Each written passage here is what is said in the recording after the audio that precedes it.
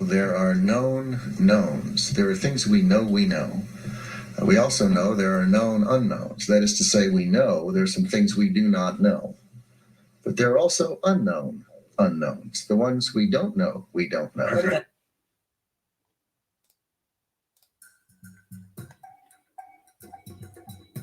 Yes, yes, yes.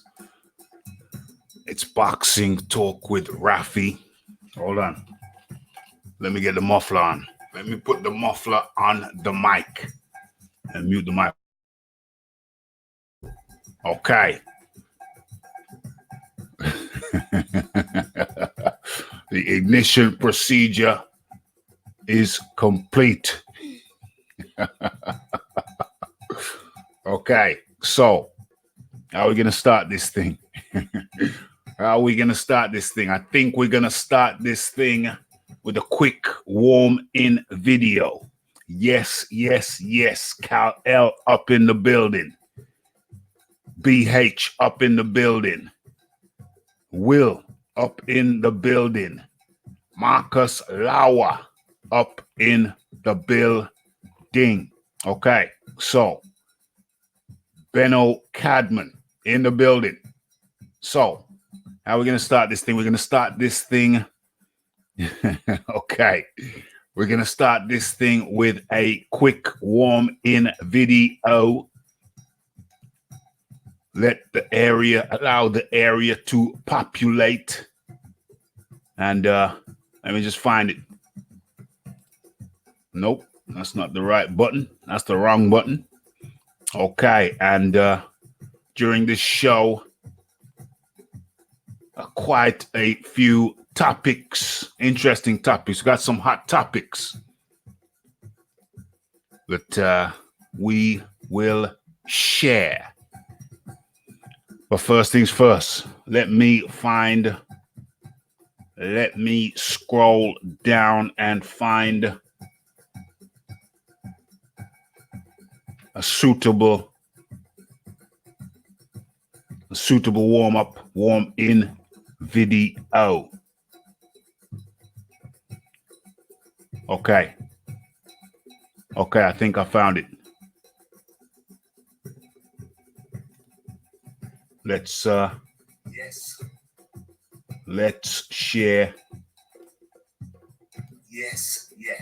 Let's share the screen.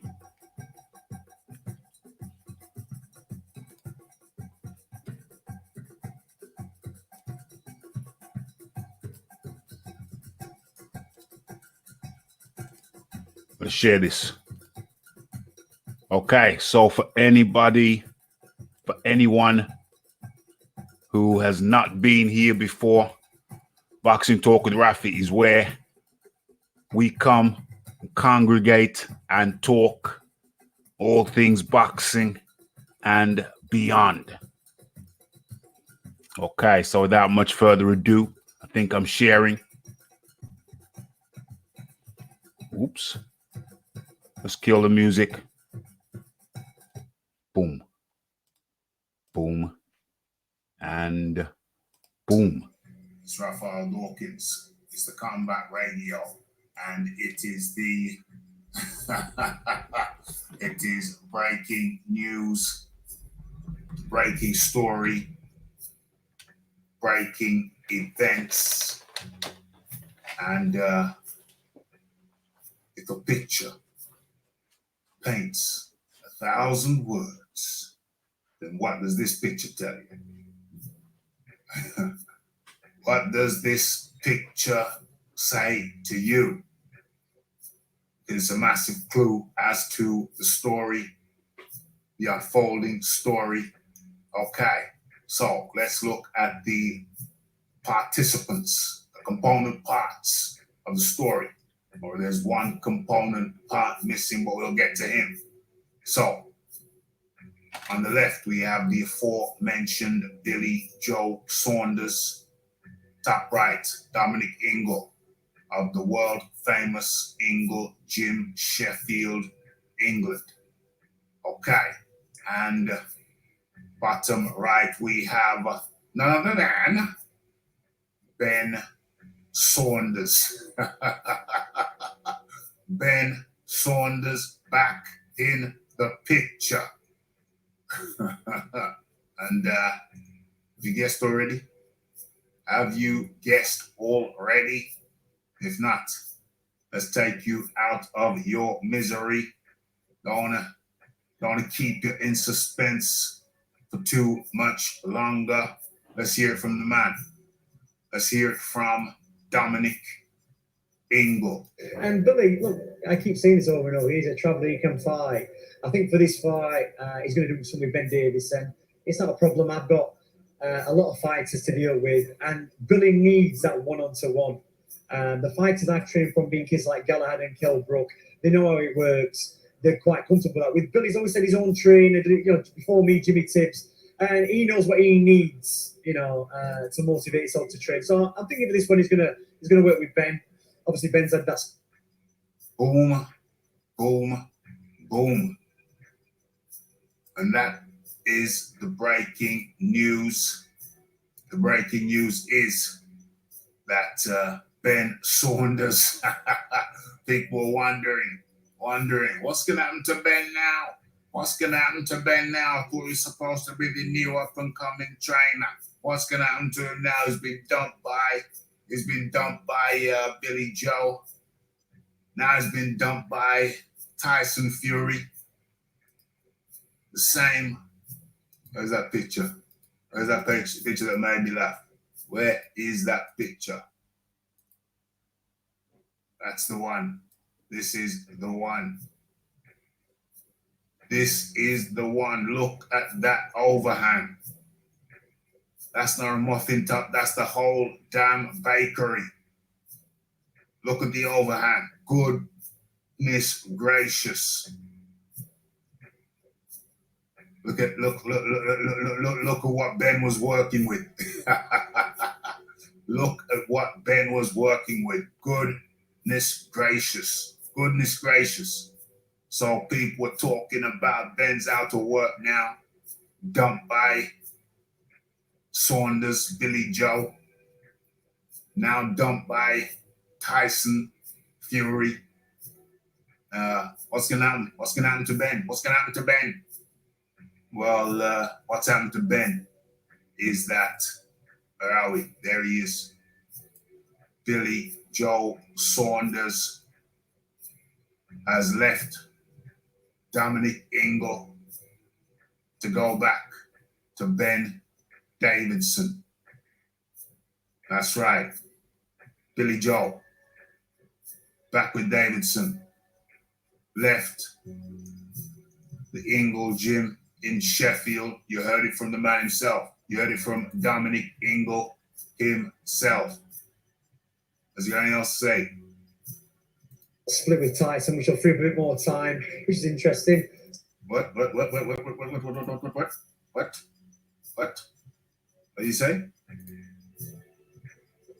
This one he's gonna work with Ben. Obviously, Ben's had that split with Tyson, which will free up a bit more time, which is interesting. So, Billy's got big fights ahead of him. He's got some big fights. It's going to be interesting. I'd like to see him with Callum Smith. Boom, boom, boom. It's going to be interesting. Bill is back with Ben. What else can I say? It's like revolving. It's like Ben's got a revolving door. First is with Billy Joe, and Tyson jumps in. Billy Joe jumps out. Tyson jumps out. Billy Joe jumps back in. It's gone back with Ben Davison for the time being. It's like Keystone Cops. It's like them silent movies, the Keystone Cops. Laurel and Hardy. We know Dominic Ingle has a busy schedule with his stable of fighters. Ben Davison just got a few. Who has he got? So he can afford the likes of Billy Joe. One-on-one training, one-on-one attention.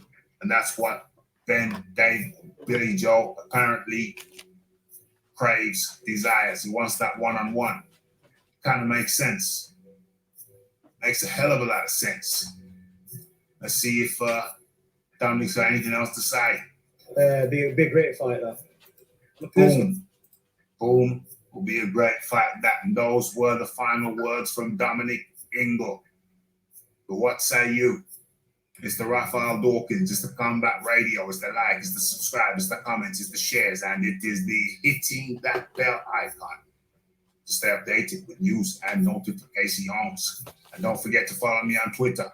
And don't forget about the live shows, Monday, Wednesday, 10 p.m. UK time. And you know, I throw in the odd bonus here or there. So stay tuned, stay subscribed, stay vigilant on Twitter for exclusive content. Did I really say that? I lied. Okay. Okay, have your say. It's the Billy Joe Saunders back with the Ben Davidson having left. Once again, the Eagle Gym, Sheffield. It's Raphael Dawkins, Combat Radio. Have your say. And I'm out.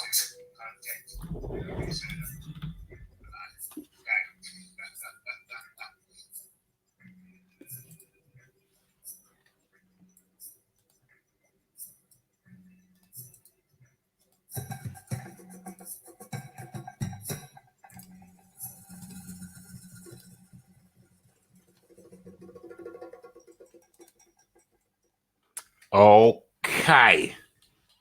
I'm back. Where's my headphones? Where are the cans? Okay, let's have a look. Let's have a look. What's going on? What's going on? What's going on? I'm ready for FaceTime. Yeah, ready for FaceTime. Okay. You've had the warming video. For those who have just tuned in, this is Boxing Talk with Raphie.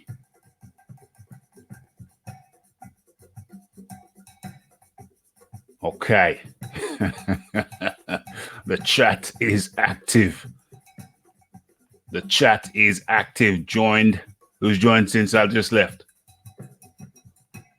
Okay. It's the Junior. The Marcus Lauer. The Benno Cadman. Just joined. The Boardroom Bully. Damn. This chat is moving fast. Yeah. Ben certainly does have a revolving door. It's like a good evening to you, Junior.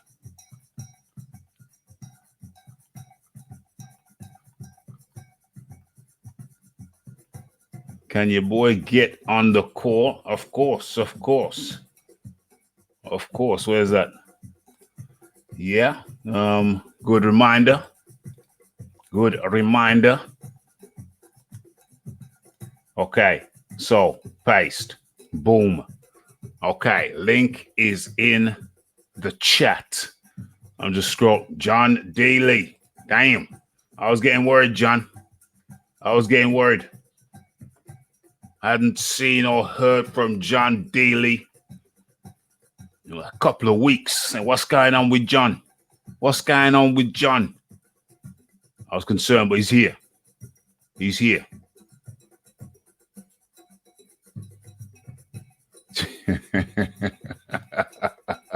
Then you hear the drums. It's all about the drums. It's all about the drums. Okay, so we got a hot show tonight. Hot topics. Talking about hot. Let me go into my Radio 2 mode. Talking about hot. It's been quite muggy today, hasn't it, ladies and gentlemen? It's been unexpectedly warm. I think the fog descending over some parts of Birmingham is keeping the place kind of uncharacteristically warm for a winter's day. Uncharacteristically warm. Okay. Yep, the link. I've dropped the link in the chat. Link is in the chat. Okay, we're just scrolling down. Just want to see what's going on in the chat before I fully commence with the show. It certainly is. It's the hitting that like button for sure. Always smashed, says Junior.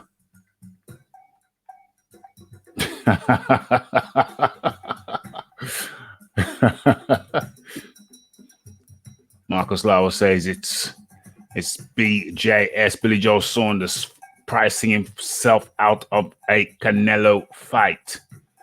Canelo does feature in this show. Yeah, Ben Saunders is once again training Billy Joe Saunders.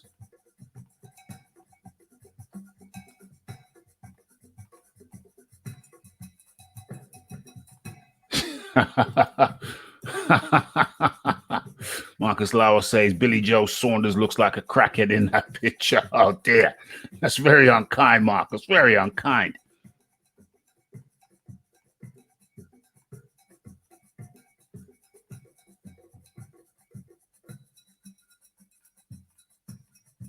Yep, the revolving door, the Ben Davidson revolving door.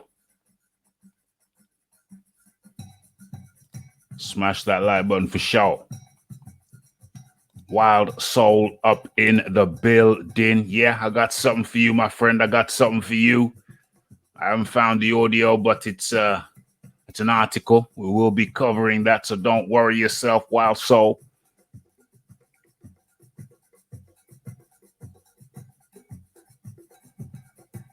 Yes, indeed. Yes, indeed. I hear you. Training hard. I hear that.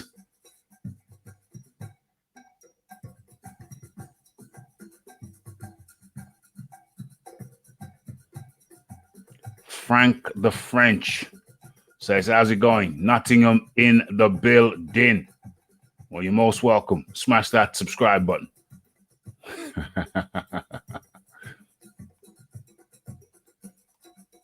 De La Hoya seems adamant that Billy Joe Saunders will not be the chosen one.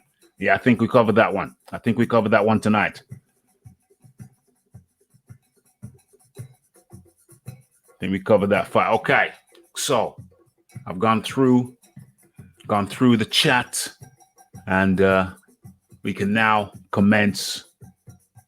Ruben Guerrero up in the building. Okay, so the numbers are nice and decent, and we now move on and commence with the show. Where do we begin? Let me put the link in the chat again, just in case anybody missed it.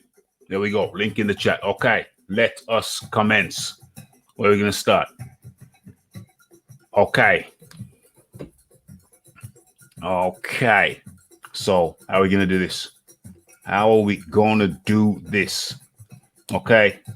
With experimental mode. You know, I'm always in experimental mode. So how am I going to do this?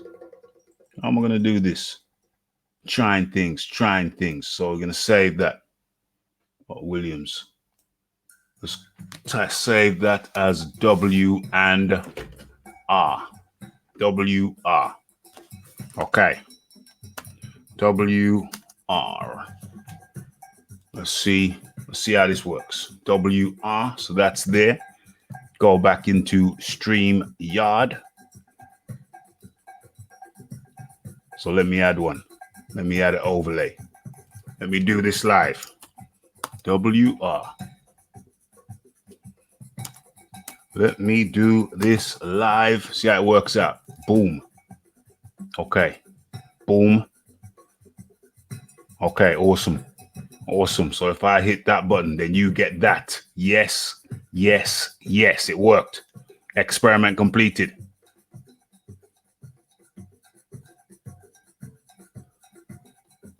Experiment completed. Marcus Lauer said those are my favorite streams. What are your favorite streams, Marcus?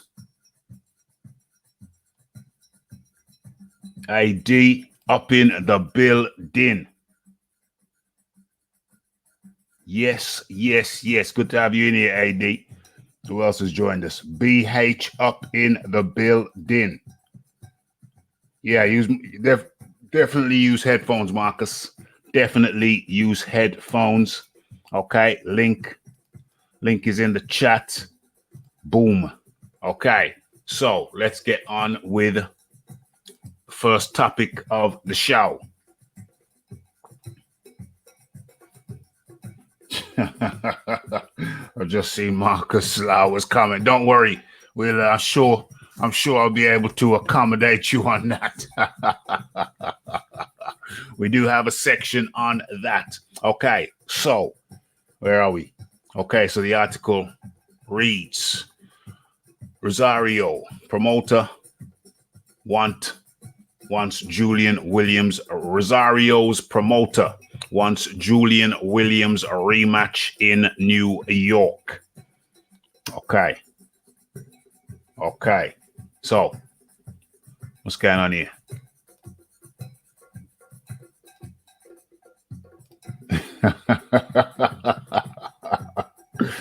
Oh dear. What's the link for? Oh no, it's for people who want to jump on the show, Frank. What's the link for? The link is for people who want to jump on the show. Okay, so yeah. Boom. There it is. Okay, so let's get into the article. Let's do this. Let's move it across. And let us commence. Okay, so Rosario's promoter wants Julian Williams a rematch in New York. Okay, so in Philadelphia, Jason Rosario and his promoter consider New York City the perfect place for this rematch. Or his rematch, matter of fact, let me share this also. Let me share the screen. Let me share that like so. Okay. Yeah. He wants New York to be the city. New York is the city of choice for Rosario, Jason Rosario. It's a perfect place for a rematch against Julian Williams, says his promoter. Dominican Republic's Rosario upset Williams, aka J-Rock, with a 5th-round technical knockout in Williams' hometown of Philadelphia, the city of brotherly love, on Saturday night to win the IBF, IBO, WBA 154-pound titles. Okay, so Rosario is contractually obligated to give Williams a rematch, but the site of the second fight is not yet set. New York has a large Dominican population. I think Nestor Gibbs is from the DR. So how you doing, Ness? I know you love to listen to the show, so how you doing? I know you're a Dominican Republic guy. Okay, so thus it would make perfect sense to bring the rematch to New York later this year. New York City, that is the place. Samson Lukovic, Rosario's promoter, told a group of reporters late on Saturday night.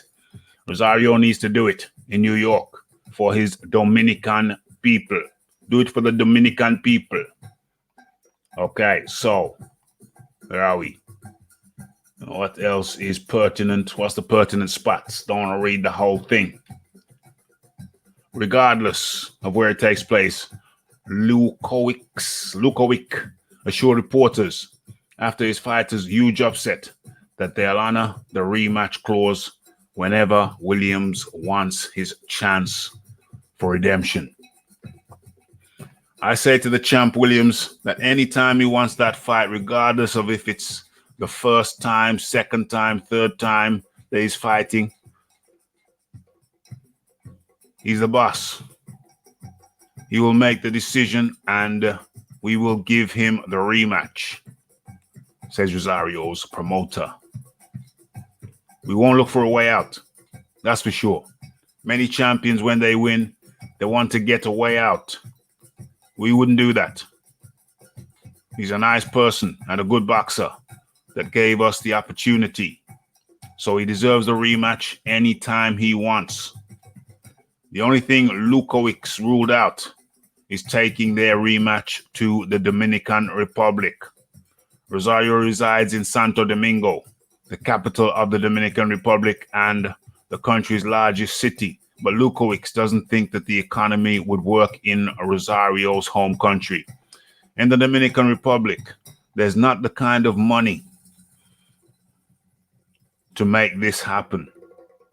So it will never happen. Damn, seems pessimistic or just realistic.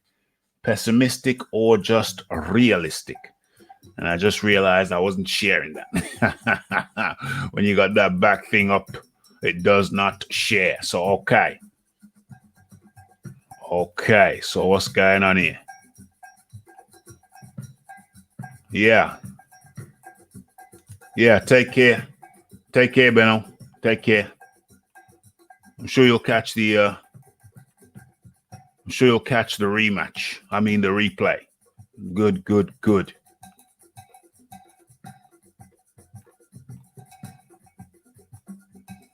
Okay, so we're going into the chat now, see what's happening.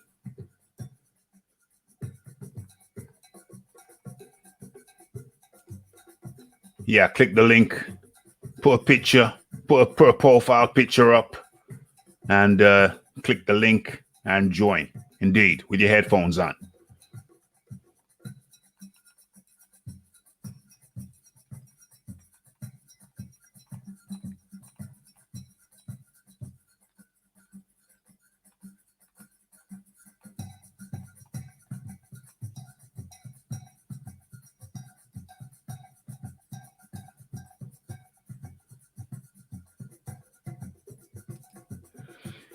Okay, says damn, I don't have an adapter and I can't find the link for can't find the headphones for my phone.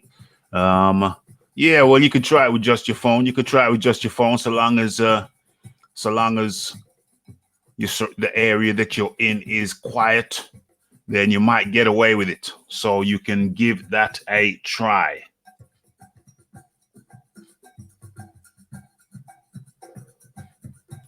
Okay. Yes. Georgie Porgy up in the building. Cuba. I don't know if Cuba's economy. I don't know of any fights in Cuba, any big fights in Cuba. I don't know if the economy, I don't know if the boxing economy over there is sufficient to sustain such a clash. I don't know. When was the last big fight in Cuba? That is the question. Okay, so where are we? Let's come out of that. Okay, I had that. And get rid of that. Don't think we need that no more. Get rid of it at the end of the show. Okay, so that was the first story of the evening. Rosario wants that rematch, or is happy to get that rematch, to give that rematch wherever those guys want it to be. Of course, I'm talking about J-Rock. Okay, so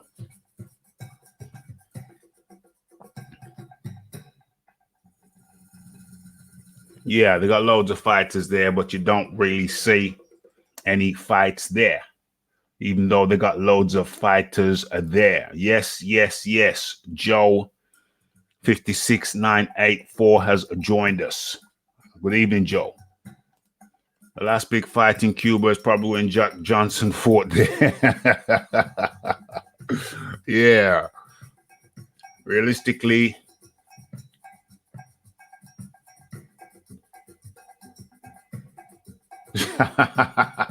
yeah, New York makes sense. New York makes sense. They got a sizable Dominican Republic population down there, so that makes sense. New York makes sense for the DR representing. His cut, well, what are we talking about? We're talking about a minimum of what, 4 months? A minimum of 4 months.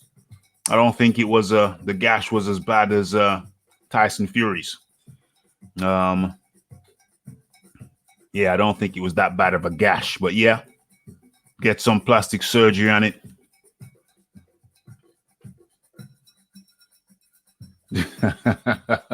Get some plastic surgery on that. Put some plastic surgery on it, and then give him 4 months. Give him 4 months sparring, but not to the head. Damn. Pretty sure I saw a Tyson Fury article in the last few days where it said that we're sparring, but not sparring to the head. I didn't save that one, but now you mention that, yeah. Said Tyson Fury said they're sparring, but they're not sparring to the head to protect the cut. So yeah, I should have saved that article. Yeah, I got you. I know what you mean, AD. Okay, so it's one down. Let's go straight into the other next topic. Okay, we're blazing through them. Let me share my screen.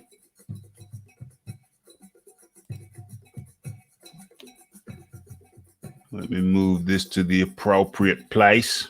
That's first thing. Second thing.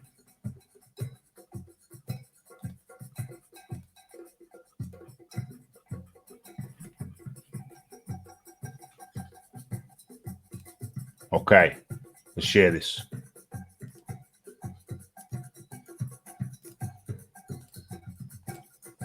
Right. So, Parker. Talking about Joseph Parker. Parker's coach does not expect Alexander Usyk's clash, the Alexander Usyk clash to happen. Damn, that's not good. That's not good news at all. Where are my New Zealanders? Where are my Kiwis? Okay, so Kevin Barry, the head trainer for Joseph Parker, does not expect the WBO to force Anthony Joshua to vacate his world titles. Okay, that's interesting. That goes against what we've been thinking and what we've been saying. So that's an interesting take. Let's go deeper into the article. Okay, so Kevin Barry says, well, yeah, Joshua was ordered by the WBO to make a mandatory defense against Alexander Usyk, while the IBF ordered Joshua to face his mandatory challenger Kubrat Pulev. Pulev is the next probable opponent for Joshua, who would then face Usyk in the summer. Okay, if Joshua had to vacate the WBO belt, then the sanctioning body would order a fight between Usyk and Parker, who is ranked at number 2 in the WBO top 10. Okay, so Barry says they're looking for several other options for the future, including a clash with Derek Chisora. The next fight for Parker is slated for February 29th in Texas, big country. The card is headlined by a welterweight clash between Mikey Garcia and Jesse Vargas. Okay. In the background, we've been anxiously waiting to see 2 things, said Barry. One is if the WBO would strip Joshua, or if Joshua would not want anyone else to fight Usyk. We're sitting there at number 2 in the world with the WBO. If that was going to happen, we were going to get the fight with Usyk. What's that? What does that say? What does that mean? Okay, with Usyk, we were very, very keen on. We're very, very keen on getting that fight. And we were very confident. But it's looking less likely now that the fight's going to happen. I tried to look at every possible scenario. I talked with the WBO president, Paco Valscarcel, last week. I just said to him, don't you think if the WBO took that belt off Joshua and Parker and Usyk, two former WBO champions, fought each other, then the winner of that fight would fight Joshua in the summer, and it would be a unification fight? The other option was, would Joshua perceive that as a risk and missing out on a mega payday? I honestly believe that what we're going to see is Usyk choosing to wait, and he will fight Joshua in the summer, provided Joshua blows out Pulev, which should look spectacular if he were to do so. I would love nothing more than an opportunity for us to fight Usyk, but the reality of it is, I don't think it's going to happen. Damn.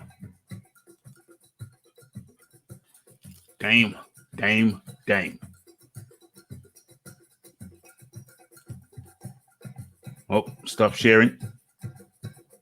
Let's go into this ad.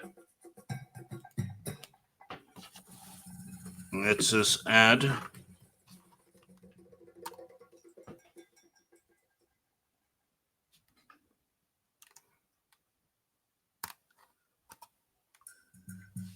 Yeah.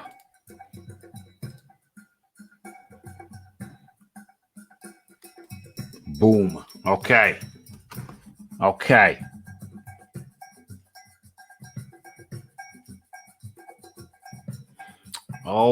So, yeah, that is the article. Those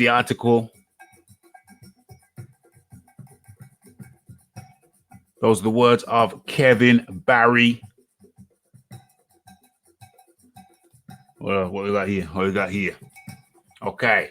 Marcus Lauer writes, I didn't think it would make any sense for the WBO to strip AJ. You would think the sanctioning bodies would want AJ as their champion. They make way more money with AJ than they would with any other. Yeah. It's an interesting take. It's an interesting take from Kevin Barry. We've all been pretty damn sure. We've been pretty damn sure that we knew what the play was going to be. First of all, we thought it was going to be Usyk. We thought Usyk would face, what's his name? Derek Chisora. But then the landscape changed. The Usyk side, for some reason, unbeknownst to me, to you, Usyk side didn't want the Chisora fight. This is a question for the chat. Why the hell did the Usyk side slide away from the Chisora fight? That looked like it was highly likely, highly possible, but no, they just slid away from it. They just slid away from a fight that many people were looking forward to, and quite a few people were saying that Chisora actually had a chance.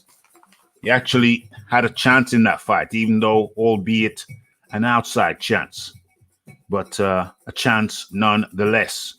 So we thought that was going to happen. We thought he was going to take the Chisora fight as just another warm-in fight for the heavyweights. Yes, we know he's fought in the heavyweights before, in the amateurs. We know that.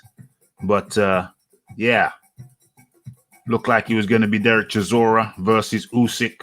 But then there was word from Usyk's management people, managers rather, that Usyk was not interested in that fight. And that was rather surprising.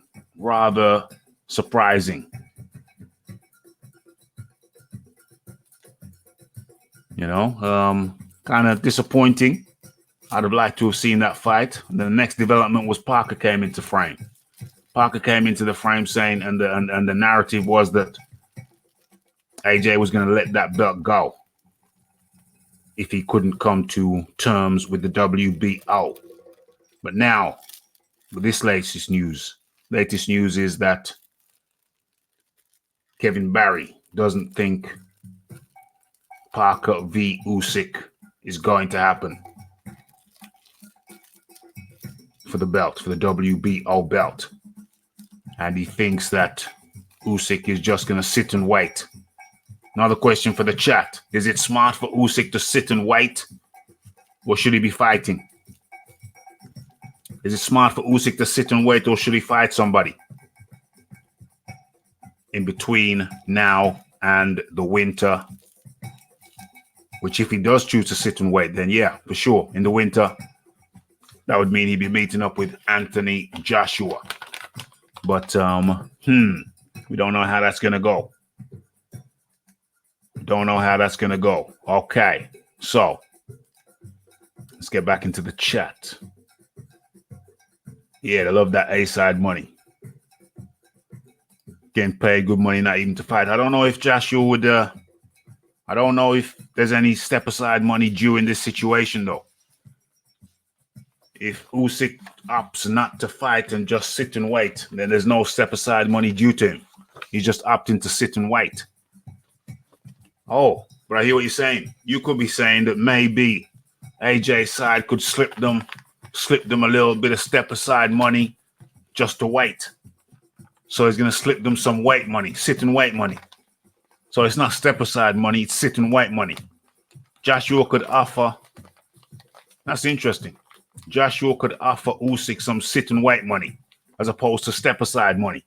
Here, take this sit and wait money. That's interesting. That is interesting indeed. Okay, let me see what's going on. Before we move on to the next topic, let me see what's going on.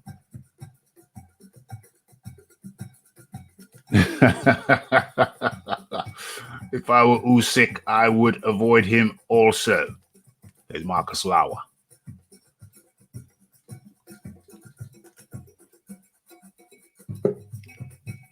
Boom. Boom. Boom. Damn. It's the John D. Lee. How you doing, John? Yeah, I'm good, Raphie. Good stuff. Haven't seen or heard from John. Who was getting worried over here, John? Who was getting worried? Just putting the hours in the gym in Raphie. Got to be done. I'm a bit knackered tonight, to be honest. I was very knackered. I'm very knackered tonight. I'm very knackered. I've just tonight. got back in from gymnastics. Yeah. Oh, Wednesday. Is it Wednesday today? Yeah, Wednesday. Yeah. I've been, after not doing any gymnastics for 2 weeks at Christmas. Yeah. I paid the price for it when I got back in. Oh yeah. Oh hell yeah. Hell yeah. I'm not spring chicken anymore, Raphie.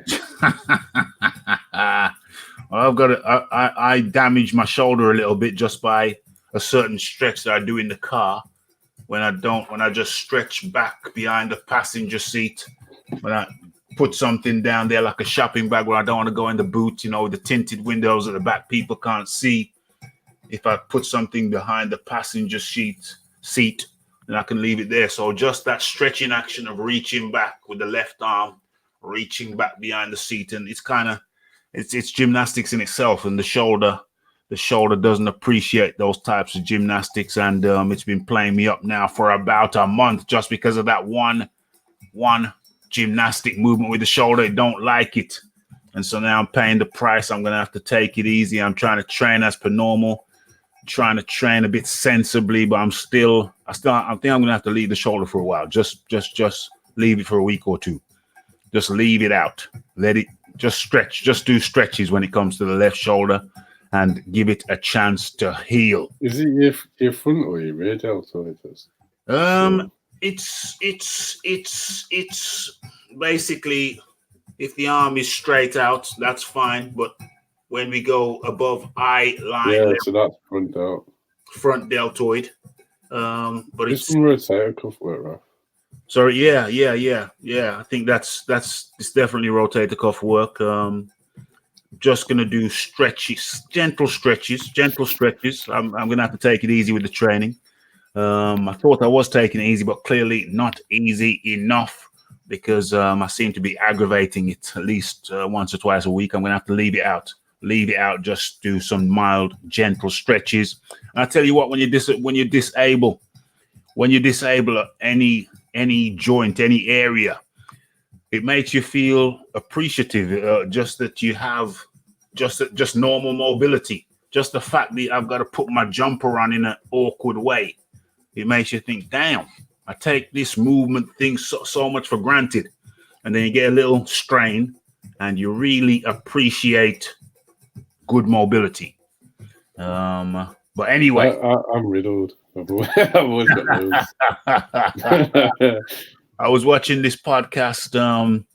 When was it? I think it was last night when I should have been sleeping. And it was this fella who gone through hell and high water, criminal youth, bad choices in his youth, spent something like 15 years in prison. Went when he was like 20, got out when he was like 35, something crazy. And then he said, just with his new mentality, with his new mindset, as soon as he got out, boom, he got a job. As soon as he got the job, boom, his higher ups kept on requesting him for more jobs just because of his mindset and his mentality. And it was such a positive story. And then he said he was riding, his girlfriend called him and he was riding his motorbike to go pick her up from work more late one night. And a bright light came from a car coming the opposite direction, and he didn't realize, or the route he was taking meant that the road wasn't quite straight. It kind of bent outwards towards him. And because he was dazzled by the light, didn't quite see it. And he woke up after the accident, and he's got a permanently paralyzed arm. So one arm doesn't move at all. And it's those stories that make you just appreciate the simple thing like mobility. John Dealey. Yeah. I'm aware of some more horrific stories than that. We'll leave them, but I came off a motorbike when I was a child, with a little scrambler. So I've steered well clear of motorbikes ever since. I see them as danger machines. I like being able to move. What shocks me is when I see professional athletes on a motorbike. There's plenty of time for that when you retire.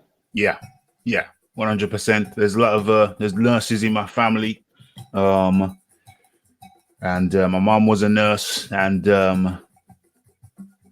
they would have chats. The women would chat together, and as kids, you would listen. And they call motorbikes. What do they call them? Donor. They call them. Or they call motorcyclists organ donors.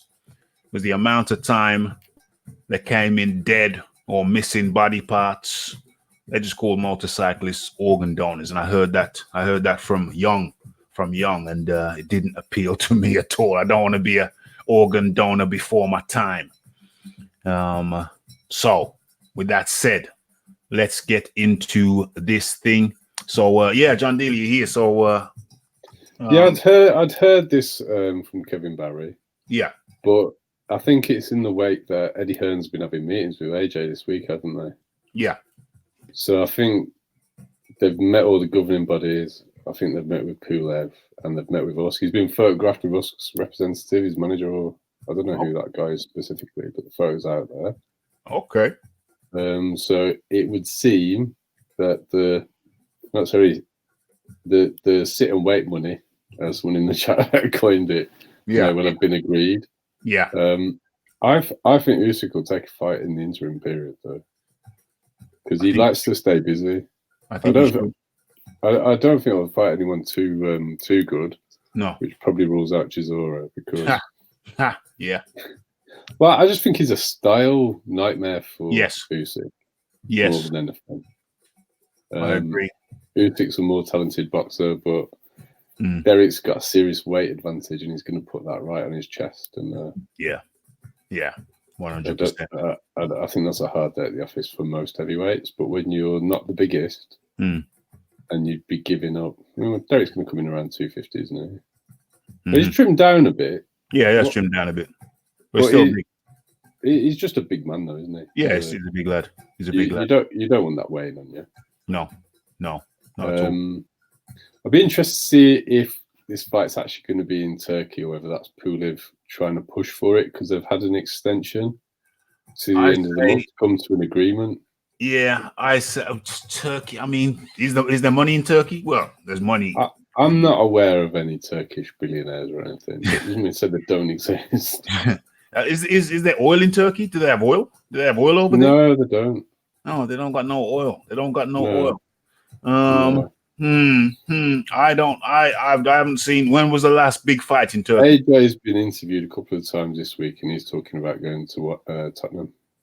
I won't say White Hart Lane, but whatever it's called now. Yeah. I don't see it going to Turkey. I think that's a load of crapola. I really don't see it happening. The only way I can see that happening is if they refuse to agree terms and Bob Arum wins a purse bid, and somehow ESPN think it's a good idea. But I don't. That's a real stretch. Yeah. I just don't see it happening at all. I don't see it happening. Doesn't mean to say it can't happen. What do you reckon if it's at Tottenham, the Tottenham ground, Raphie? Yeah. Definitely. We roll. Yeah, we roll. Money's in the bank, ready to go. Yes, indeed. Yes, indeed. And talking about money in the bank, I got to give a big up and a shout out to Scott 70. We don't always see him live in the live shows because he lives over there in the Eastern Asia. Never East, shaded we. Yeah, Eastern Asia. In the tropics. So this is out of his time zone more often than not.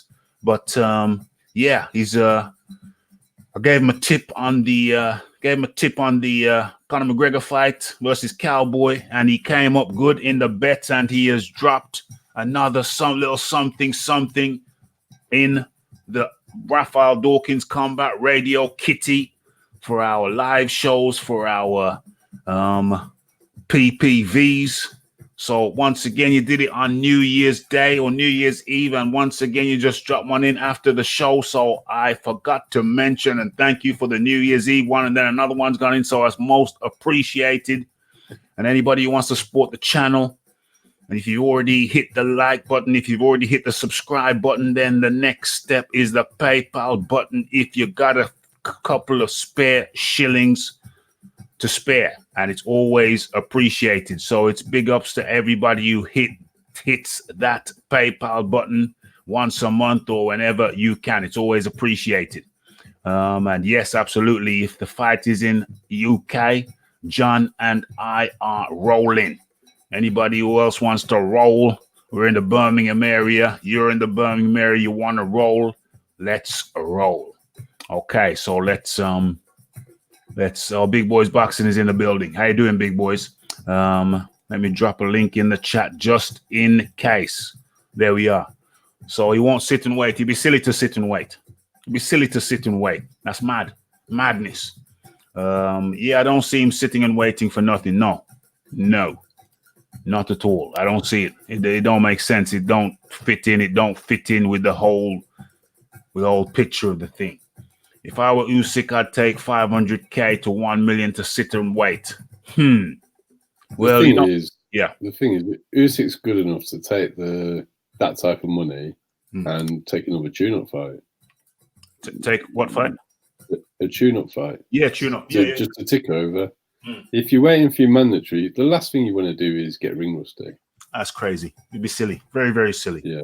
Very, very silly, and I don't think There's he is. There's plenty of big guys out there. Yeah. Who Usyk could run rings around. Of course. Who don't necessarily fight like Derek. Yeah.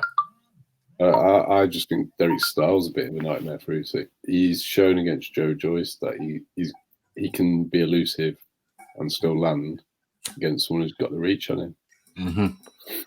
100. Usyk's got quite a big reach for like the size that he is. He's got a 78-inch reach, same as Dillian.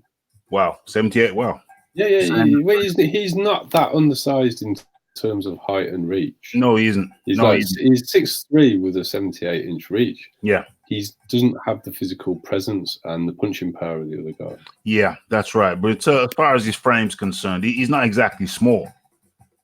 No, I mean he's got he's Smaller, the same height as Muhammad Ali. Yeah, exactly. He's not exactly small. He's smaller than the current crop of top guys. I think he's got the reach on Joseph Parker. There you go. Joseph Parker's like 76-inch reach. There you go. He's not really a small guy at all. Okay, Oost has definitely lost momentum since his cruiserweight reign. Yeah, there's a transition period. There's no doubt about it. It was out of the ring with injury, though, wasn't he? So what? Yeah. Oh, yeah. That last fight was just a. Didn't he have a bicep operation? Yeah, it was a bicep injury, and I think he did have some type of a procedure on it. So that was just to like knock off some rust the last fight, Yeah. and then they've got a negotiation to see where he stands, and it looks like that's covered. So I expect to see Usyk come out and have a tune-up fight if Kevin Barry's right. I think Joseph Parker's the biggest loser in this situation. Joseph Parker is the biggest what? Sorry, loser. Oh in yeah, this situation. Yeah. He's kind of like lost all of last year. Yeah, and he's in no man's land again. Oh dear. Come on, Joseph. Step it up, lad. Step it up. Don't worry about Usyk. Just try and get some big fights. Rocky Marciano had a 68-inch reach. Man was a midget. Yeah, it's different. It's a different scale in those days, though, isn't it? I mean, different times. Sonny Liston was like 6'1", wasn't he? And he was usually fighting at 210 pounds. Sonny Liston was only 6'1". Yeah, he had a big reach, but he wasn't a tall man. Damn. If you look at him stood next to Muhammad Ali, yeah, that's one of the big advantages Muhammad had over him was height. And Cleveland Williams was a good bit taller than him as well. But Liston had the reach on both of them. Yeah, the reach and them big mitts.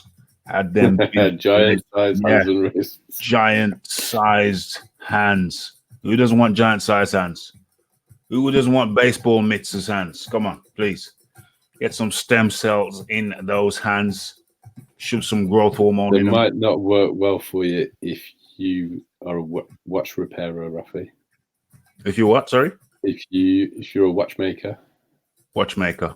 Yeah, fine adjustments. Oh, big mitts don't necessarily work very well. Yeah, big mitts aren't always, if you're a piano player, violin player, big mitts aren't always a good thing.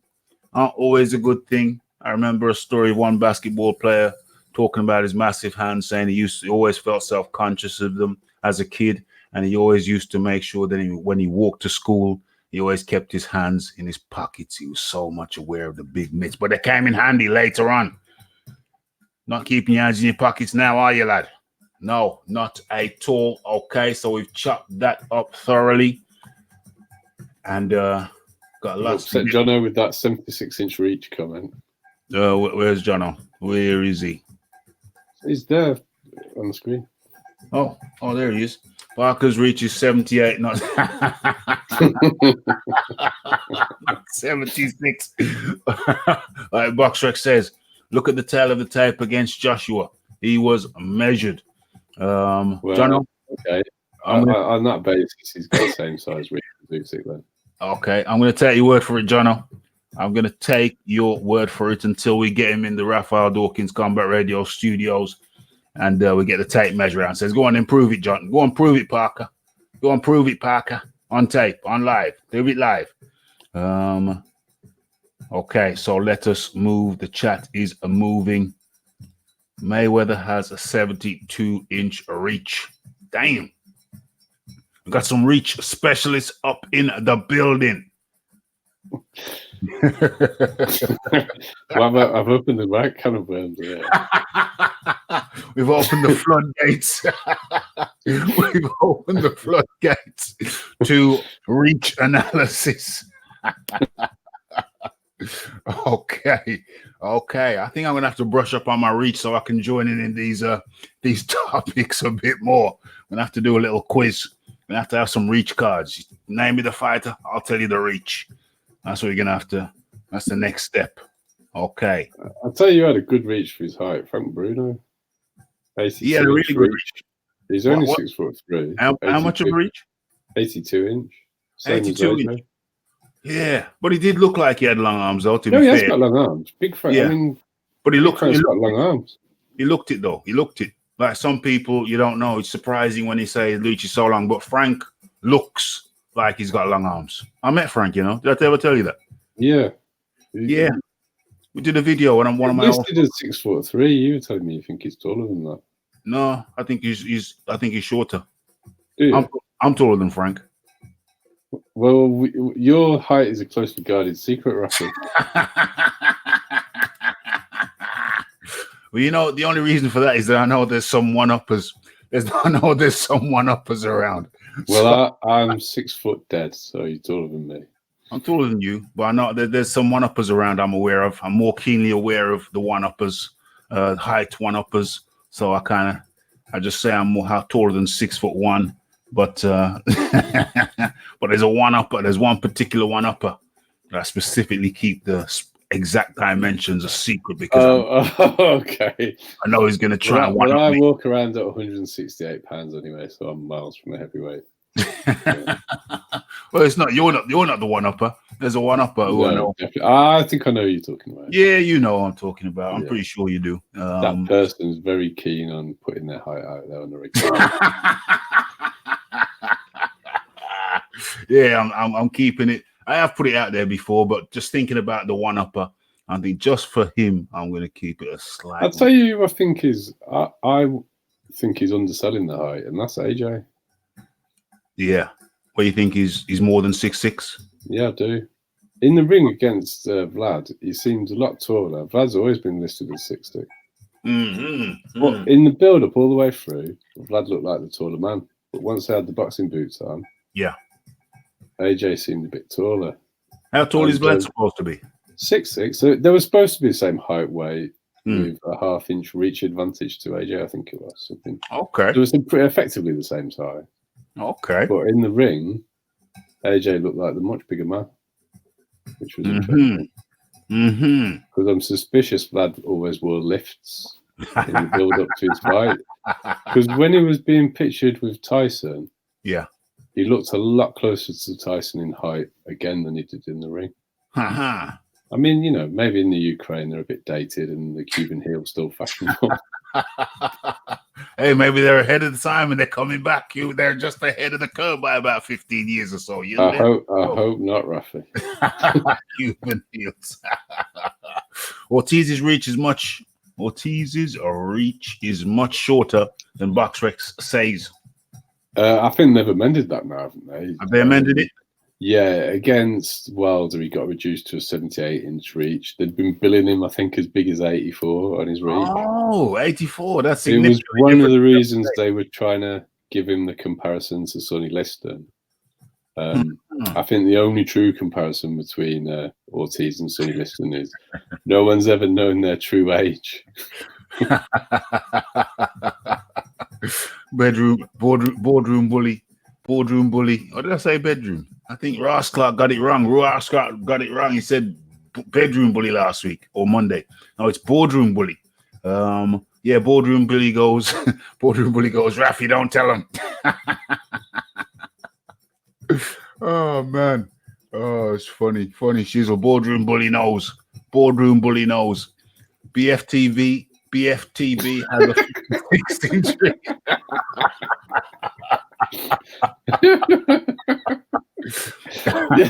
yeah, but for a man that's 3'6", that's quite a good reach. I think the secret's out. OBZ said, "Is the person 6'5"?" Damn, these people, these Raphie Dawkins Combat Radio people, you can't keep secrets from these people. You cannot keep secrets from these people. Where's this here? Nah, I don't really know that guy. I think I've crossed paths with him. I think he knows me. I think we've crossed paths. Isn't he on BDA? Low place. Yeah, but I think he was on. He gets around. I think for a while he was on BFTB. I think he's leveled some abuse in the Raphie Dawkins' way. If he's the guy I'm thinking about, I could be wrong though. So if I'm incorrect, then please don't take any offense to that, Mr. Low Place. But I personally have never spoken to him, but I know he's a controversial figure. Okay, so the chat is very active. Yes, Ortiz's reach has been amended to 78.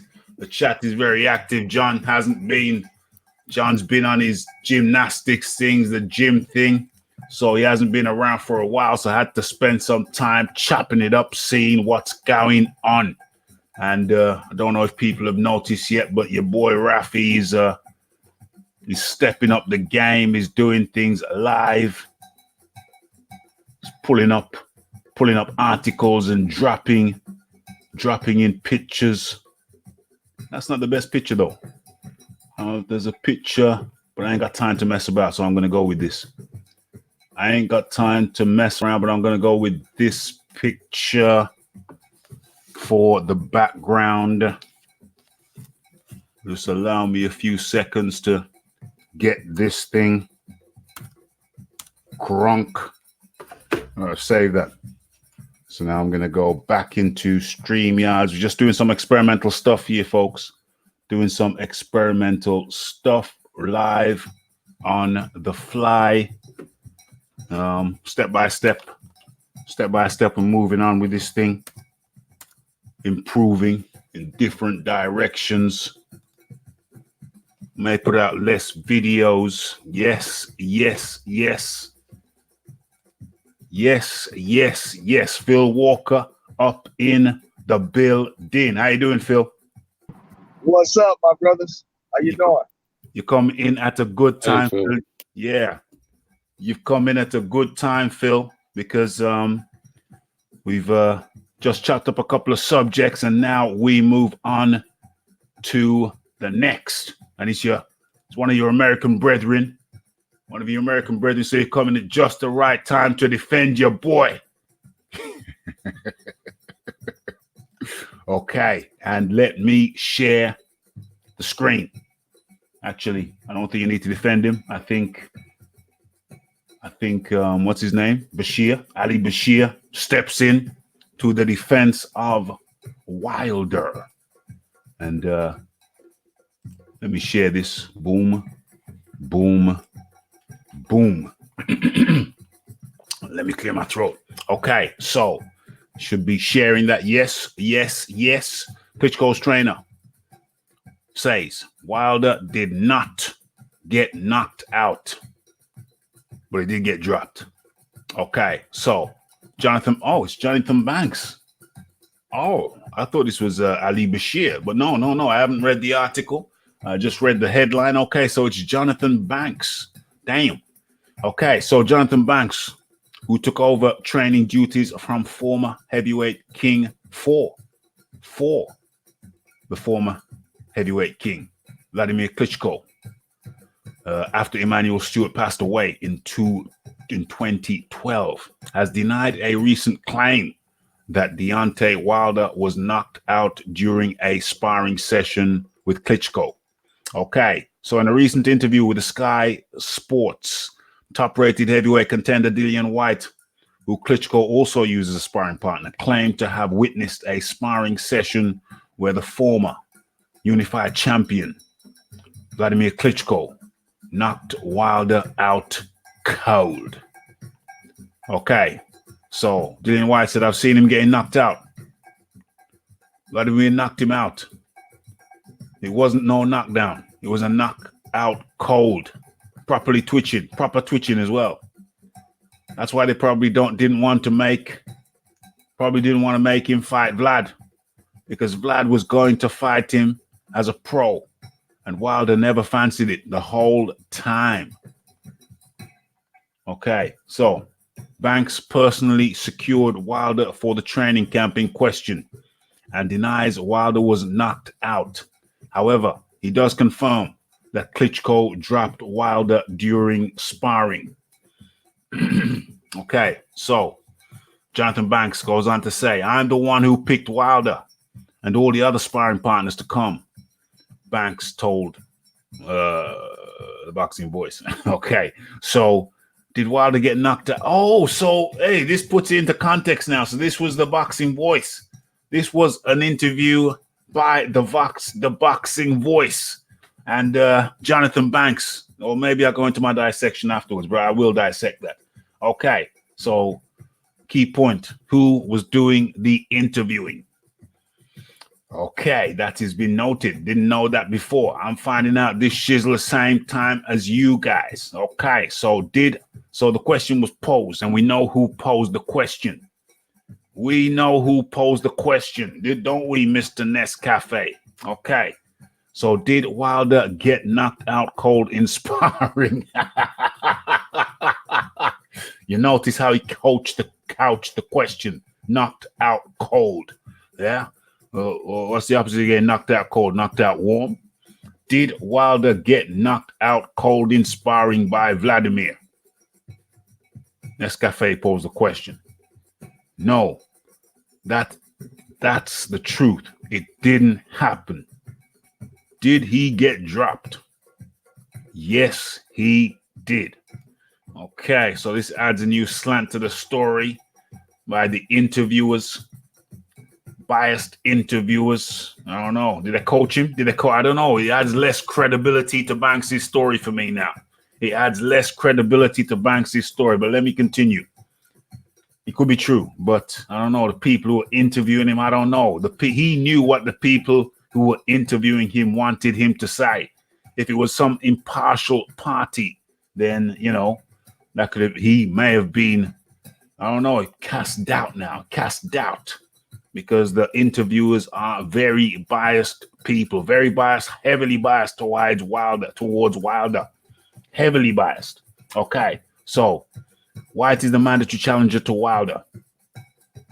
Wilder's WBC world title. Wilder is scheduled to defend his title against Tyson Fury on February the 22nd. What is that, a month away? What's the date today? January 22nd, exactly 4 weeks away. Today is January the 22nd. Wilder versus Tyson Fury is February 22nd, exactly. And of course, we're going to be covering that live right here on Raphael Dawkins Combat Radio. Please feel free to join me.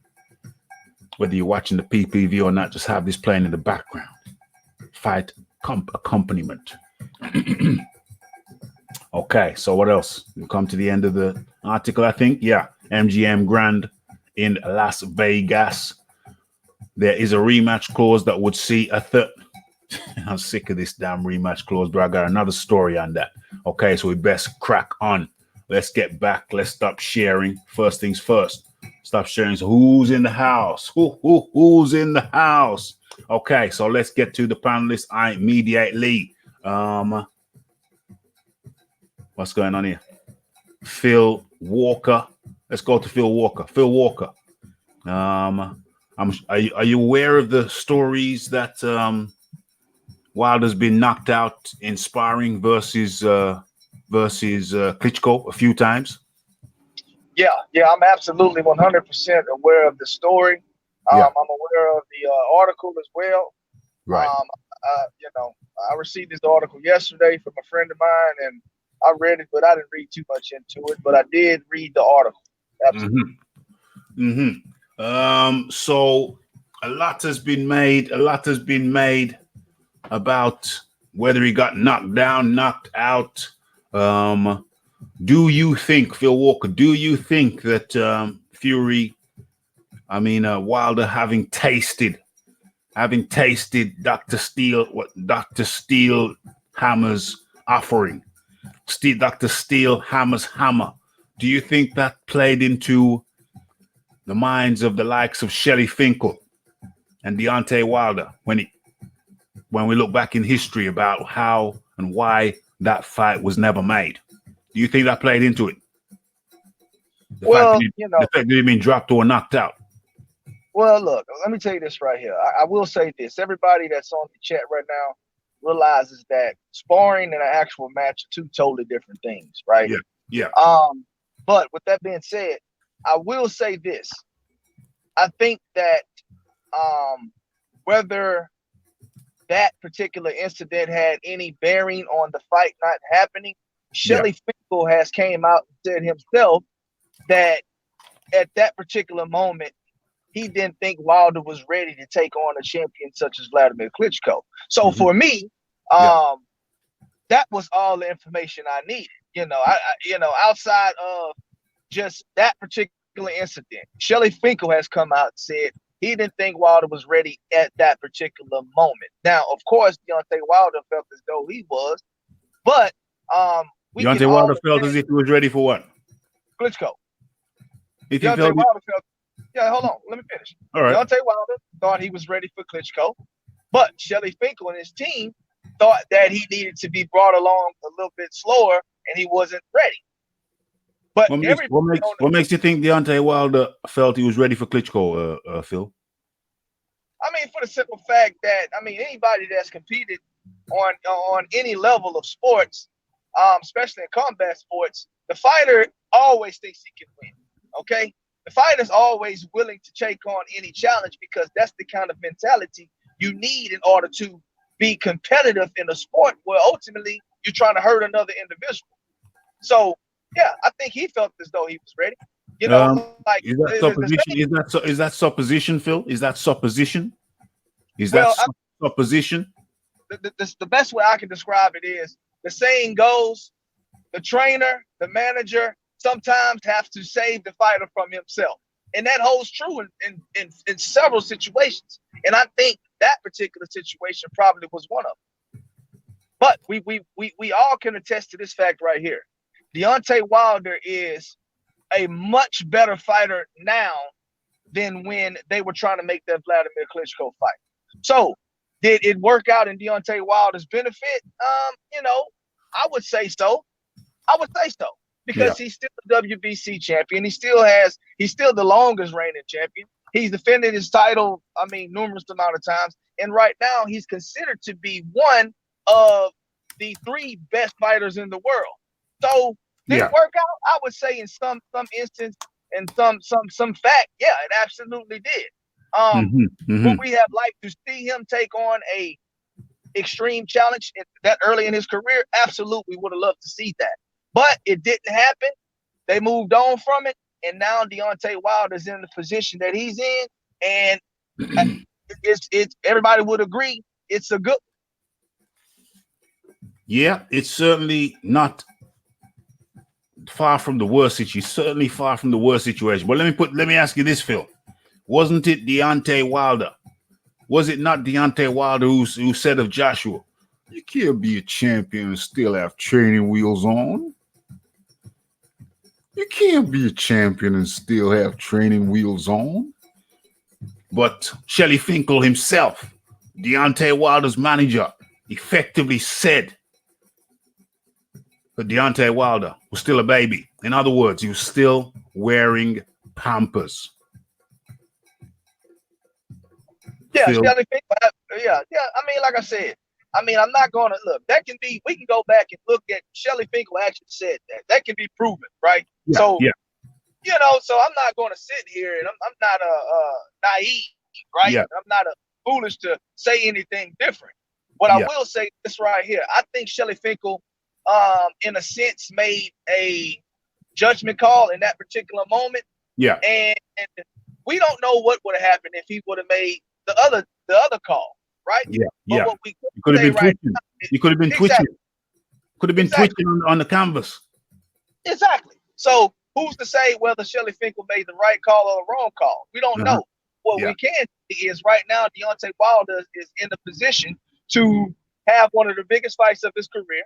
And Deontay Wilder right now, in my eyes, is the best heavyweight boxer currently. So Hold on. Did you just say that Deontay Wilder is the best heavyweight boxer currently? Yes. Right now I have Deontay Wilder number 1. I have Anthony Joshua number 2, Tyson Fury number 3. Phil, but Deontay Wilder has failed to fight the top guys consistently throughout his reign. He's failed to fight one top guy. No, Phil. No. what I'm saying to you is this, Phil. Deontay Wilder has consistently, throughout his championship reign, failed to fight the top guys. I'm not talking about the top WBC guys. All right, so let me ask you something, Ralph. Yeah. I got one question for you. Yeah. Deontay Wilder, okay? And a lot of people don't talk about this. Deontay Wilder was willing to take on some of the same fights that Anthony Joshua took on. But it's not Deontay Wilder's fault that several of these guys failed PEDs tests, right? So, I mean, at the end of the day, he was supposed to fight Povetkin, correct? Yeah. Okay. Was he supposed to fight Pulev? Yeah. Pulev? Okay. Pulev? Povetkin? Pulev? I'm going to step in on that Povetkin one, though, because it was found that Povetkin didn't fail. He didn't fail a test. But at the time, there was trace levels of meldonium. No, at the time, yeah. There were trace levels of meldonium, which were acceptable because it had been a recently banned substance. Yeah. And the fight could have still gone forward, but Deontay Wilder pulled out of it too fast for my liking. The fight could have still gone on. It could have still been sanctioned by the WBC. The WBC fight, could have still sanctioned that fight because the VADA findings said that the levels of meldonium in Povetkin's blood work and his test were within acceptable parameters due to the fact that it had been a legal substance the previous year. Yeah. So let me ask you something, JD. Did Povetkin get suspended after that drugs test? I'm not going to say that Povetkin's never cheated with drugs, but so has Luis Ortiz. Luis Ortiz and Tyson Fury are both convicted drug cheats for steroids. So, the point is when Povetkin was a mandatory for the WBC and the fight was scheduled in Russia, there was no reason for that fight to not go ahead at that point. And it's quite a significant time afterwards that Povetkin went on to fail from steroid. I think it was Ostrovine. Yeah, but Tyson Fury has failed tests for nandrolone, which is also an anabolic steroid, and so is Luis Ortiz. So that's got no bearing on this particular statement that I'm making, that when the meldonium test was failed or traces of meldonium were found in Povetkin's test, there was no reason to not go ahead with the fight, but Wilder pulled out of it before that had been determined. So, JD, can you hear me? Yeah. My question is for you this right here. Did Povetkin get suspended after failing that drug test? That's my question. No, that's the point. He wasn't. I'm gonna have to go and research that for myself. But what happened was they said there was going to be an investigation pending, and before that outcome was determined, Wilder cancelled the fight.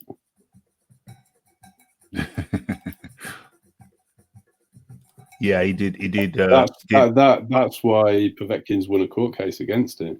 Well, what happened with the court case is that I think that Wilder won the court case, and then Povetkin appealed, and then Povetkin won. I'm going to say, it's been ping-ponging back and forth. Yeah, Povetkin won the latest round because Wilder won the first round. Then Povetkin appealed the decision, and then he won. Now, from my understanding, though, the appeal wasn't for the original decision. The appeal was for something totally different within the actual court case. So, what was the appeal for? Give me 1 second. Okay, so we're all going to have to research this. Well, if we're going to talk about top fighters that haven't been fought, Deontay Wilder had 24 fights under his belt when Vitaly Klitschko retired. He had how many fights before Tyson Fury beat Vlad? I think it's over 30. Who had So who? Josh, Who we talking about? Deontay Wilder Yeah, had 24 fights yeah, under his belt before Vitaly Klitschko retired. yeah. That's right. Yeah, yeah. He fought Malik Scott to become the mandatory to fight Bermain Stavern, who beat Chris Arreola, who he'd already beaten for his title. Deontay Wilder has not consistently fought the best heavyweights available to him. He may be the best heavyweight. The problem is we don't know because he hasn't fought the best heavyweight. Yeah, yeah. That's my position. Deontay Wilder has consistently not fought the best heavyweights out there. Consistently not done so. Phil Walker. Phil. Yeah, I mean, Yeah. so we don't think Tyson Fury is one of the best heavyweights. Let me I mean, come you in guys on don't think highly. No, let me Hold up, and one more thing. go ahead, Phil. No, I mean, because let's be real, Tyson Fury beat Vlad before, who you guys consider to be the best heavyweight in the world, which is Anthony Johnson. Hold on, Phil. I just said that Deontay Wilder may be the best heavyweight in the world. I said we don't know because he hasn't fought the best opposition. That's and what I said just he's said. fought against Tyson Fury. Fury. The issue that I have with that particular statement is that Tyson Fury went up to 300 pounds, had various different issues, was out of the ring for 2 years and fought 2 no marks in the warm-up to fighting Deontay Wilder. And subsequently, Tyson Fury has fought another 2 bums. So it's very difficult to judge whether Tyson Fury of today is the same fighter that beat Vlad. Also, when Tyson Fury beat Vlad, hold on, this is an important point. This is ridiculous, man. Okay, well, if you want to be ridiculous, I'm going to give you some facts because those are all facts that I've said. Did Tyson Fury blow up to 300 pounds? Did he have 3 years out of the ring? Did he fight Francis Pianetta and Sefa Safiri? And has he subsequently fought Tom Schwartz and Otto Welling? Which one of those is in the top 10?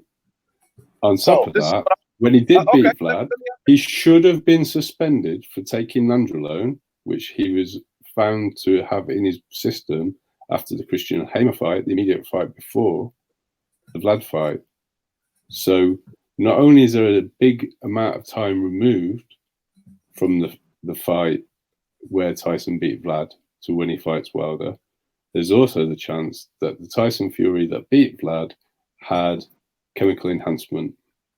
And so he's never been that good since for those reasons. If you go up to 300 pounds, if you abuse drugs and alcohol, and you take 2 years out of the ring, Phil, are you telling me it has no toll on your ability as a boxer? No, this is what I will tell you right here. Tyson Fury just didn't say after the Vladimir Klitschko fight, let me start abusing my body. I can guarantee you most drug users have been drug users for quite some time. Now, do we know that for sure? No, but I'll take a guess at it and probably say Tyson Fury. I take a very different view on that. I think that Tyson Fury turned to drink and drugs because he knew that he was going to get found out for his nandrolone test. That's why he pulled out of the rematch, in my opinion. And it was one of the best bits of propaganda Tyson Fury has ever done was to fail a drugs test for cocaine because everyone stopped talking about nandrolone in the press.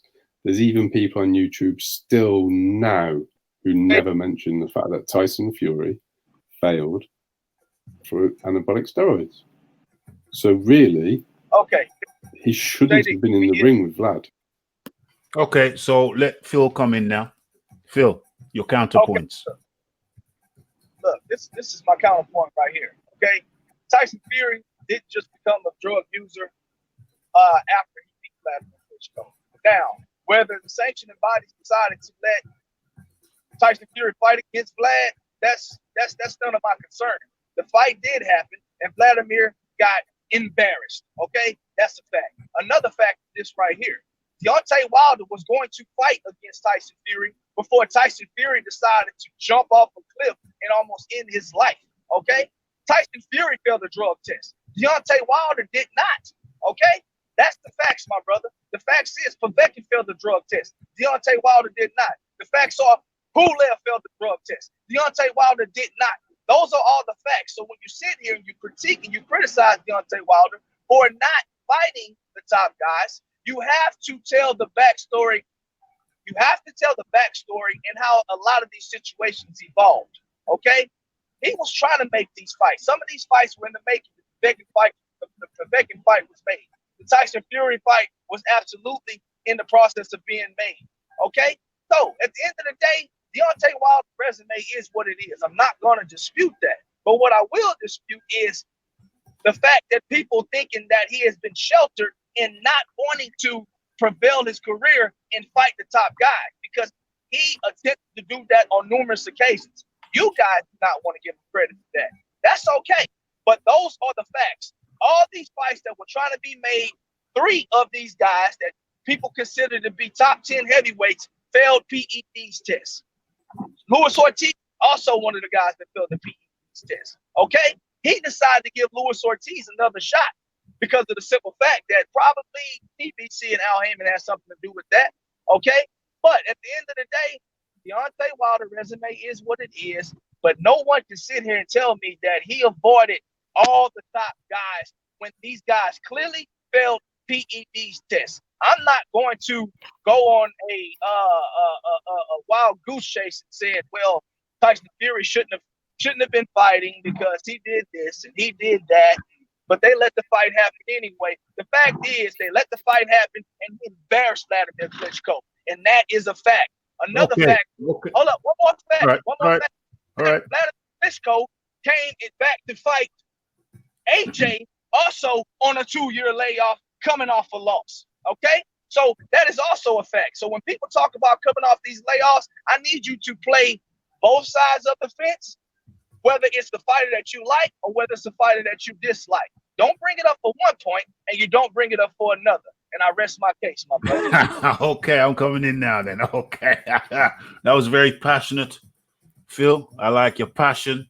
That was very passionate. But I've got a few counterpoints that you may wish to address. Okay, so or observations.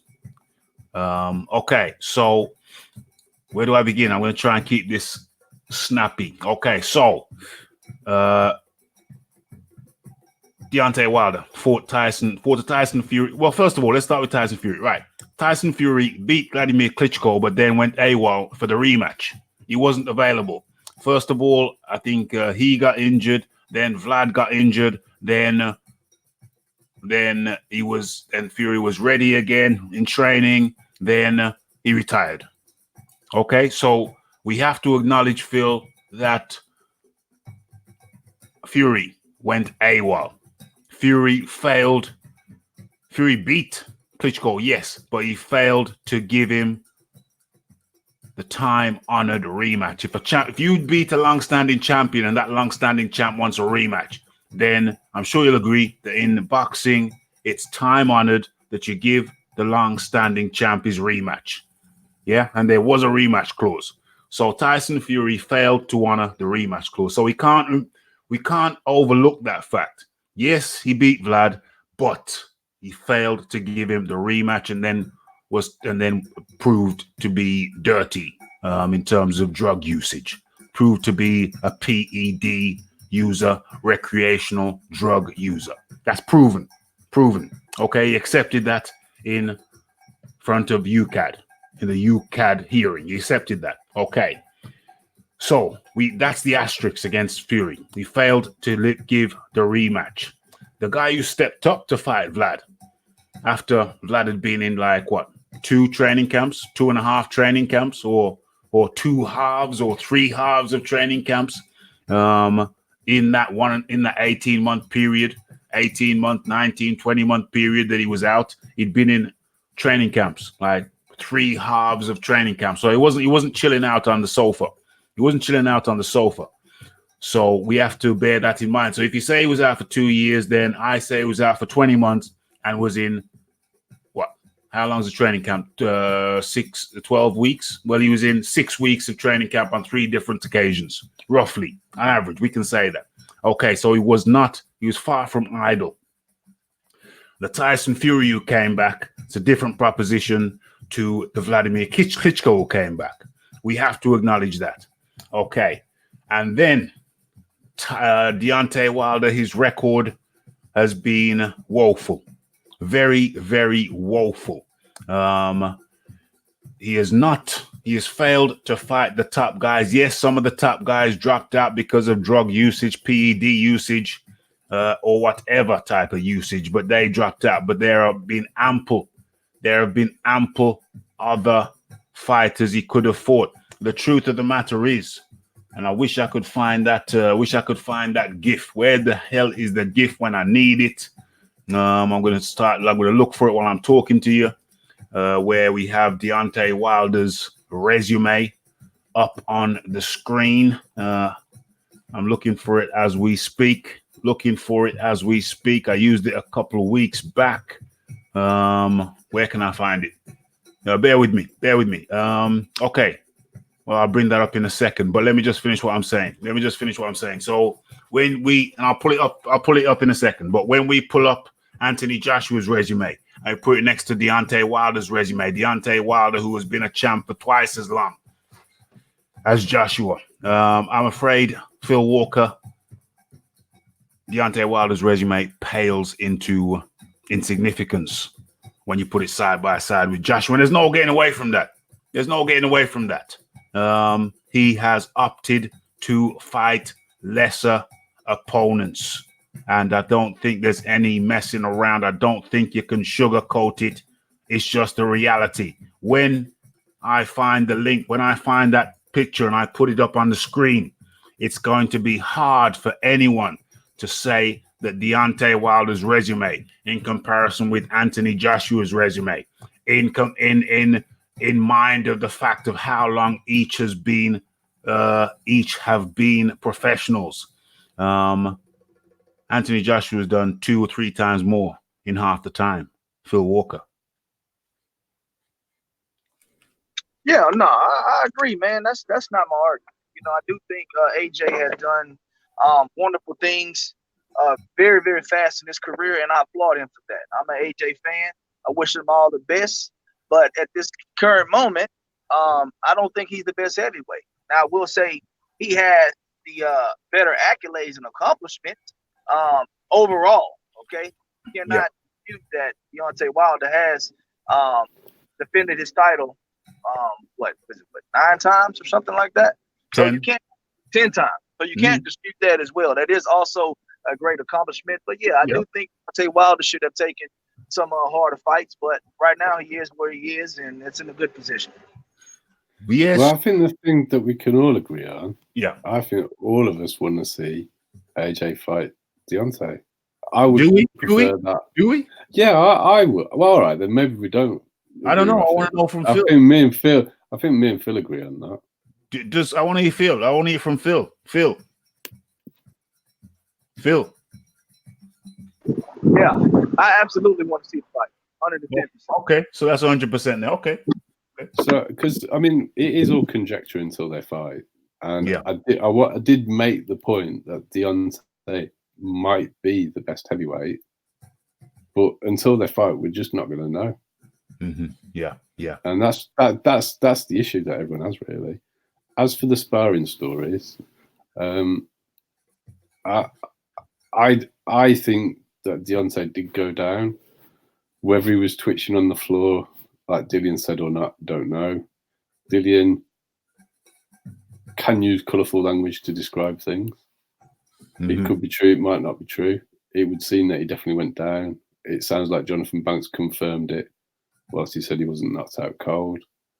But AJ's got knocked down by Pricey. Yeah. In sparring. That's confirmed sparring story. Yeah. Sparring. It doesn't mean you're going to win the fight. Okay, so the debate has been, yes, good points by everybody. In conclusion, I think Phil Walker Phil Walker, I think whether you like it or not, my friend, the general consensus is that Deontay Wilder's resume, my friend, is piss poor. It is absolutely piss poor. He could have been fighting the top of the line guys, but Shelly Finkel, his manager, has guided him along the safe road. Anthony Joshua took the risky road, the rocky road. Deontay Wilder, I'm saying, took the safe road. Always taking the safe road. His biggest risk to date was Tyson Fury, but was that a big risk? When Tyson Fury was just coming off the couch, had some warm-up fights with cruiserweights, a couple of warm-up fights with cruiserweights, and then went in against Wilder when he refused to go in against Joshua. Well, I scratch that last part because Joshua said he wanted Fury once he was fully back. So I'll scratch that last part. But yeah, it's just the reality of it, Phil, is that Deontay Wilder is just seen as a guy who took the easy route. He took the easier road. There are many walks, many roads that one can travel. And Deontay Wilder, the perception is, and it's certainly my perception, I think it's John's perception, and the general perception is that Deontay Wilder chose to take the easier route. And as a result of that, Phil Walker, as a result of Deontay Wilder's choice or Team Wilder's choice, he can't get the accolades. He can't get the accolades of fighting the toughest opponent because he didn't fight the toughest opponent. He can't get the rewards for fighting the best opponents because he didn't fight the best opponents, so he can't be rewarded. He can't be rewarded for not fighting the best opponents, the toughest opponents. Anthony Joshua did that, and he has been rewarded as a consequence of that, as a result of that. But he's your American guy, and you back him, and that's cool in the gang. But from the perspective of someone looking in, you see, I'll tell you this as well. Before Joshua came around, Deontay Wilder wasn't being talked about anywhere. Was he being talked about anywhere other than certain places in the USA? He wasn't being talked about because he wasn't doing anything that was noteworthy. Deontay Wilder did not make himself noteworthy. Anthony Joshua made Deontay Wilder noteworthy. That's a controversial statement. Deontay Wilder made himself noteworthy when he fought Tyson Fury. That put Deontay Wilder's name on the map. Tyson Fury's father, John Fury, said that Fury, in fighting Wilder, is making Wilder a bigger name. And I think it's true because Fury made his name by beating Klitschko. But Wilder had nobody of any stature other than Ortiz, who's only known in boxing circles. No casuals. Casuals don't know Ortiz, really. So Deontay Wilder never had that standout win. His only potential standout win was going to be Tyson Fury. And that was like something like his 41st fight. That's woeful. I think by any measure, Phil, any measure, your first standout fight being in your 40th fight when you've been champion already for 4 years, that, my friend, I am going to have to say that is piss poor and shamefully woeful. And so when Deontay Wilder wonders why his profile isn't bigger, wonders why his checks aren't bigger, wonders why this isn't bigger, that isn't bigger, or the other bigger, it's because he never put himself out there. He never extended himself. He fought within his comfort zone. He took the easy road. And that is why he's in the situation that he is in terms of commercial value and brand awareness. And I think with that, we close that topic for today as we move on. Hey, look, real quick, man. I just want to say I'm about to clock in for the JOB. Okay. I appreciate the conversation, man. That was a good back and forth. I love your points, Raphie. JD, yours. Always. And, I stand where I stand as always. Yes. I appreciate you guys, and I'm gonna keep tuning in and listening, man. You guys have a wonderful night. 100%. We Have a good day appreciate at it. work. Have a good day at work, Phil. It's always good talking to you. I always enjoy it. Always good talking to you. We appreciate you coming on regularly as you do. We appreciate an American perspective, and we appreciate your passion, Phil. Never stop. Never stop. All right, fellas. Deuces. Take care, bro. Okay, so Phil Walker blessed us with his presence, bringing that Texas flavor to proceedings. Much appreciated as always. We often disagree, but it's always respectfully. Hey, John. What do you say? Well, Phil's a gentleman. He is. And, you know, it wouldn't be much of a show if we all just sat here agreeing, would it? Absolutely not. Absolutely not. Always good to have different opinions up in here. Yes, John. The way things have gone this week, Eddie Hearn, after the Ruiz fight, said, what a fight it would be, what a year for Joshua it would be in 2020 if he did Pulev, Usyk, and then Wilder. And it looks like this week they've been trying to make those offers. Well, it's funny you should say that, John. It is funny you should say that, because let me share my screen. What time is it now? Okay. How long we been? Okay. We're coming up to the close, but we're not there yet. Almost there. Okay, I'm sharing my screen. Oh, it's funny you should say that, John, because Fury's promoter had something to say. Frank Warren of Queensbury Promotions, promoter for heavyweight contender Tyson Fury, has rubbished a recent claim by Anthony Joshua, who stated in an interview that there have been fresh discussions for a 2020 unification fight with WBC champion Deontay Wilder. Fury will challenge Wilder on February the 22nd at the MGM Grand Las Vegas. They fought to a controversial draw in December 2018. There is a rematch clause in the contract which calls for a third fight regardless of the outcome. Either boxer can exercise the clause. Either boxer can, let me highlight that. Either boxer can exercise the clause. Okay, fine. All right. After Joshua made his claim to Sky Sports, Warren reached out to Wilder's co-manager, Shelly Finkel, who said there was no truth. Shelly Finkel, remember the name. Shelly Finkel, a.k.a. Paul's dad, who said there was no truth in Joshua's statements. Let me take a sip. Okay, so Joshua in his interview explained that he planned to present Wilder with an offer that was lucrative enough to make him shelve a trilogy fight with Fury. I spoke to Shelly Finkel yesterday, and he denied it. Frank Warren said, "There's a rematch clause, and there's a rematch clause in the contract, and the loser has the right to invoke that not long after the fight. That will determine what happens, not what promoter Eddie Hearn or Joshua says. It seems every time they mention these discussions, they never think about the possibility of Tyson winning the fight with Wilder. At the moment, Joshua is likely going to defend his WBA, WBO, etc., against Kubrat, the IBF's Kubrat Pulev.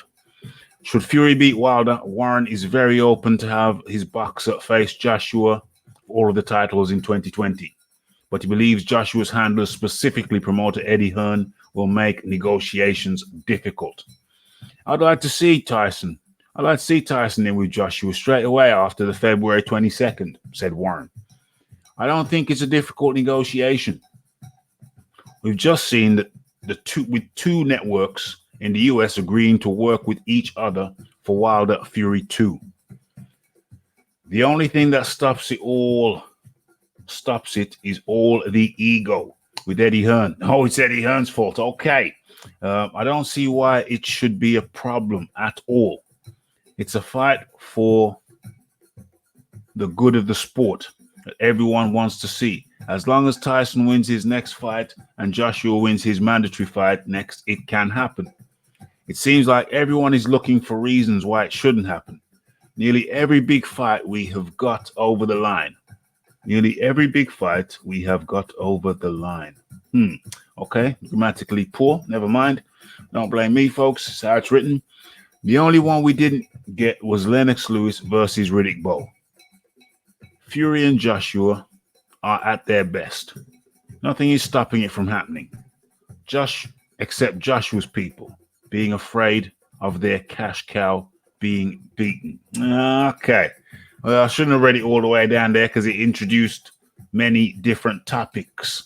But the key point of this all is, where are we? Where's the key point? Okay, that Warren is claiming that Joshua's side are not in negotiations with Wilder's side. So he said he spoke to Shelly Finkel, and Shelly Finkel says, no, there's been no approach, no nothing, no nothing, no nothing. What do I make of this? What do I make of this? I would have to look at Joshua's statements specifically, clearly. Joshua said there's been some approaches made. So clearly, I would imagine there have been some approaches made. But Frank Warren is saying nobody's been approached about nothing. John Dealey, what do you make of Frank Warren's utterances? Is this the same Frank Warren that recommended that AJ should just sit on the sidelines and wait to fight the winner of these fights? Fury Wilder and just get stripped of all his belts. Yeah, that's the same. It's the same gentleman, isn't it? Gentleman. Is he still Tyson Fury's promoter? I thought that was Bob Arum. Well, exactly. Is he still Tyson Fury's promoter? I mean, what is his connection with Tyson Fury now? I mean, it seems tenuous at the very best. He had to call Shelly Finkel allegedly to see what was going on. I had seen Shelly Finkel deflecting any statements about Joshua's offer to Wilder, saying that they'll be the ones making AJ an offer after the fight. I did a video on it. Yeah. I don't really care what Frank Warren says. Lots of people are economical with the truth. Lots of people miss bits out or, bend it a bit. But I think Frank Warren has got a fantastic track record of being an unreliable witness. And as for saying they're scared to put AJ in there in case he loses, didn't he just lose last year? He lost last year. So I don't think he's the one who's getting as well protected. What I will find interesting is if there's a rematch clause against Pulev, because what Vlad used to do was put all 3 belts on the line when you're only mandatory for one, and use the other 2 belts as leverage to get a rematch clause. So you're saying, is there going to be a rematch clause for Pulev, the mandatory? Yeah, because he's only mandatory for the IBF, isn't he? Aha. So if you put the other 2 belts on the line, you can use that as a leverage tactic. That's smart. It's what Vlad used to do. I hope. But Vlad only ever lost to Fury, and he obviously enforced his rematch clause. Yeah.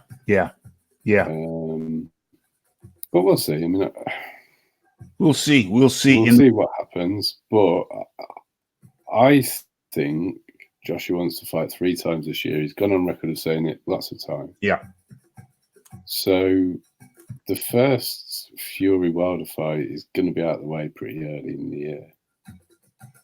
If Joshua's going to fight Pulev and Usyk this year, which I think he's going to have to, an undisputed fight could slip in at the end of the year. Undisputed. He's going to fight Pulev. He's going to fight Pulev, Usyk, and maybe there's potential for. And there's definitely time for Fury and Wilder to have a rematch in the summer. Yeah. There's definitely time for that. So I'm not really, and that was kind of my point. Eddie Hearn has said, what a year it would be for Joshua to fight Pulev Usyk and then have them disputed at the end of the year. Mm-hmm. He said that after the Andy Ruiz victory. Yeah. So I can see everything happening. I can see there being the trilogy fight between Wilder and Tyson, and then an undisputed fight after that, which gives Joshua the time to do his 2 mandatories. 100. What am I doing? Let me share this image. I promised I'd share the image. Let me share the image with all assembled parties. Is this it? And I'll blow this up. Okay. So this is what I was looking for, Phil. This is what I was looking for. So on the right, we have Anthony Joshua's championship resume. On the left of the screen, over here, this side, boom, boom, boom. We have Deontay Wilder's. So starting at the bottom, Joshua side, Joseph Parker. No, starting at the top, this side, we have Vladimir Klitschko, Tyson Fury, Anthony Joshua, Dillian White, Andy Ruiz, Povetkin, Joseph Parker. Those are credible opponents. On the other side, we have Eric Molina. This is the people that Deontay Wilder's fought as a champion. Eric Molina, Juan Duapas, Arthur Spilker, Chris Arreola, Gerald Washington, Stavern ×2, Dominic Breezel, Ortiz ×2. Now the credible opponents. Deontay Wilder has only fought Tyson Fury. Some people would throw in Ortiz 1. Some people might throw in Ortiz 1. I think that's fair. So Tyson Fury, Ortiz 1. Of the credible opponents, Joshua has fought all of them but Tyson Fury. So over here we have Day. This is the sunshine. Sunshine over here.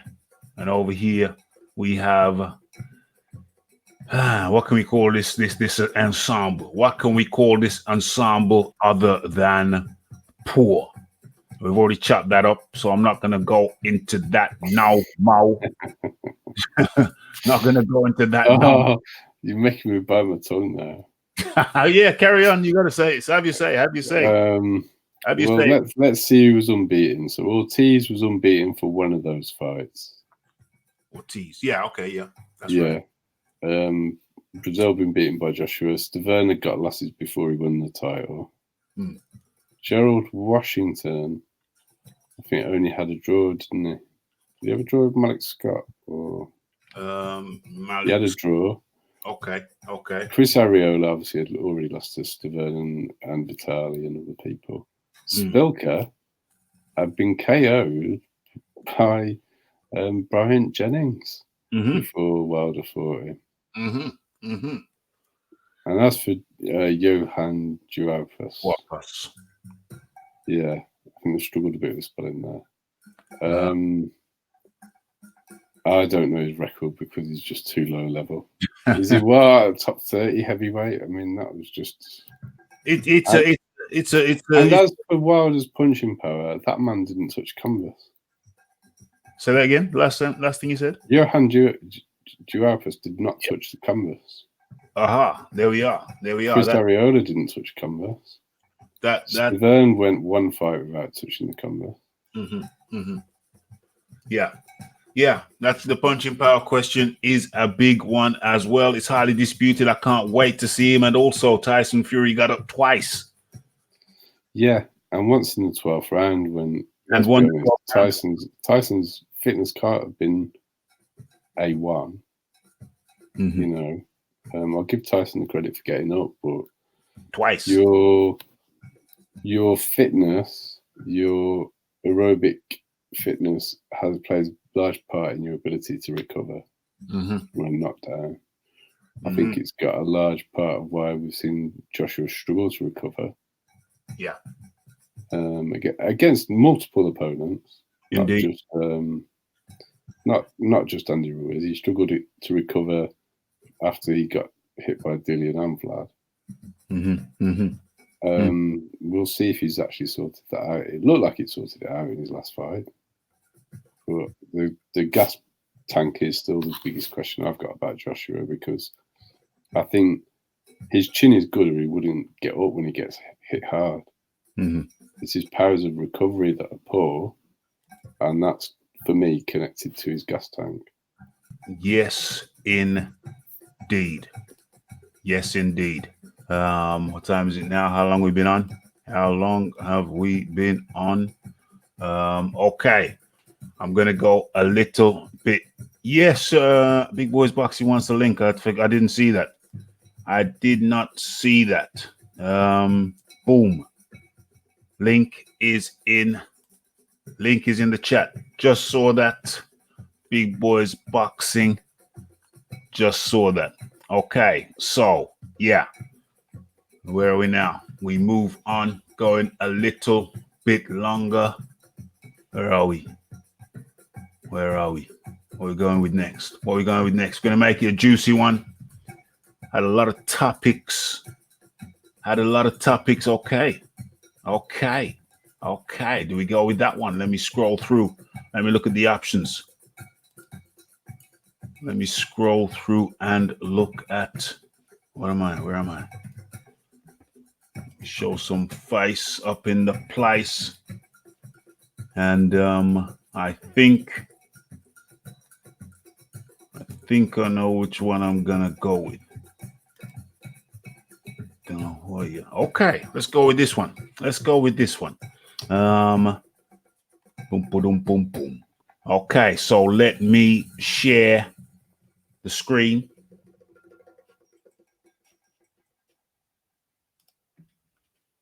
Let me share this. Boom.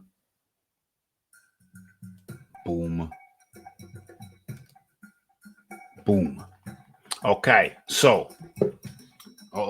I just hear Jono. Stop sharing that. Here's Jono. What's up, fellas? Good. Very good. How are you, my friend? Not too bad. Not complaining because nobody listens anyway. No one likes a moaner, Jono. Exactly. That is true. That is so true. That is so very, very true. But before we move on, Jono, I'm sure you got some things to say, my friend, before we move on. Or maybe have not. you guys talked about this potential offer for the undisputed fight from Joshua to Wilder after the Fury fight? Yeah, we've been talking about that. Yeah, we've been talking about that. Go ahead, Jono. What's your view? What's your take?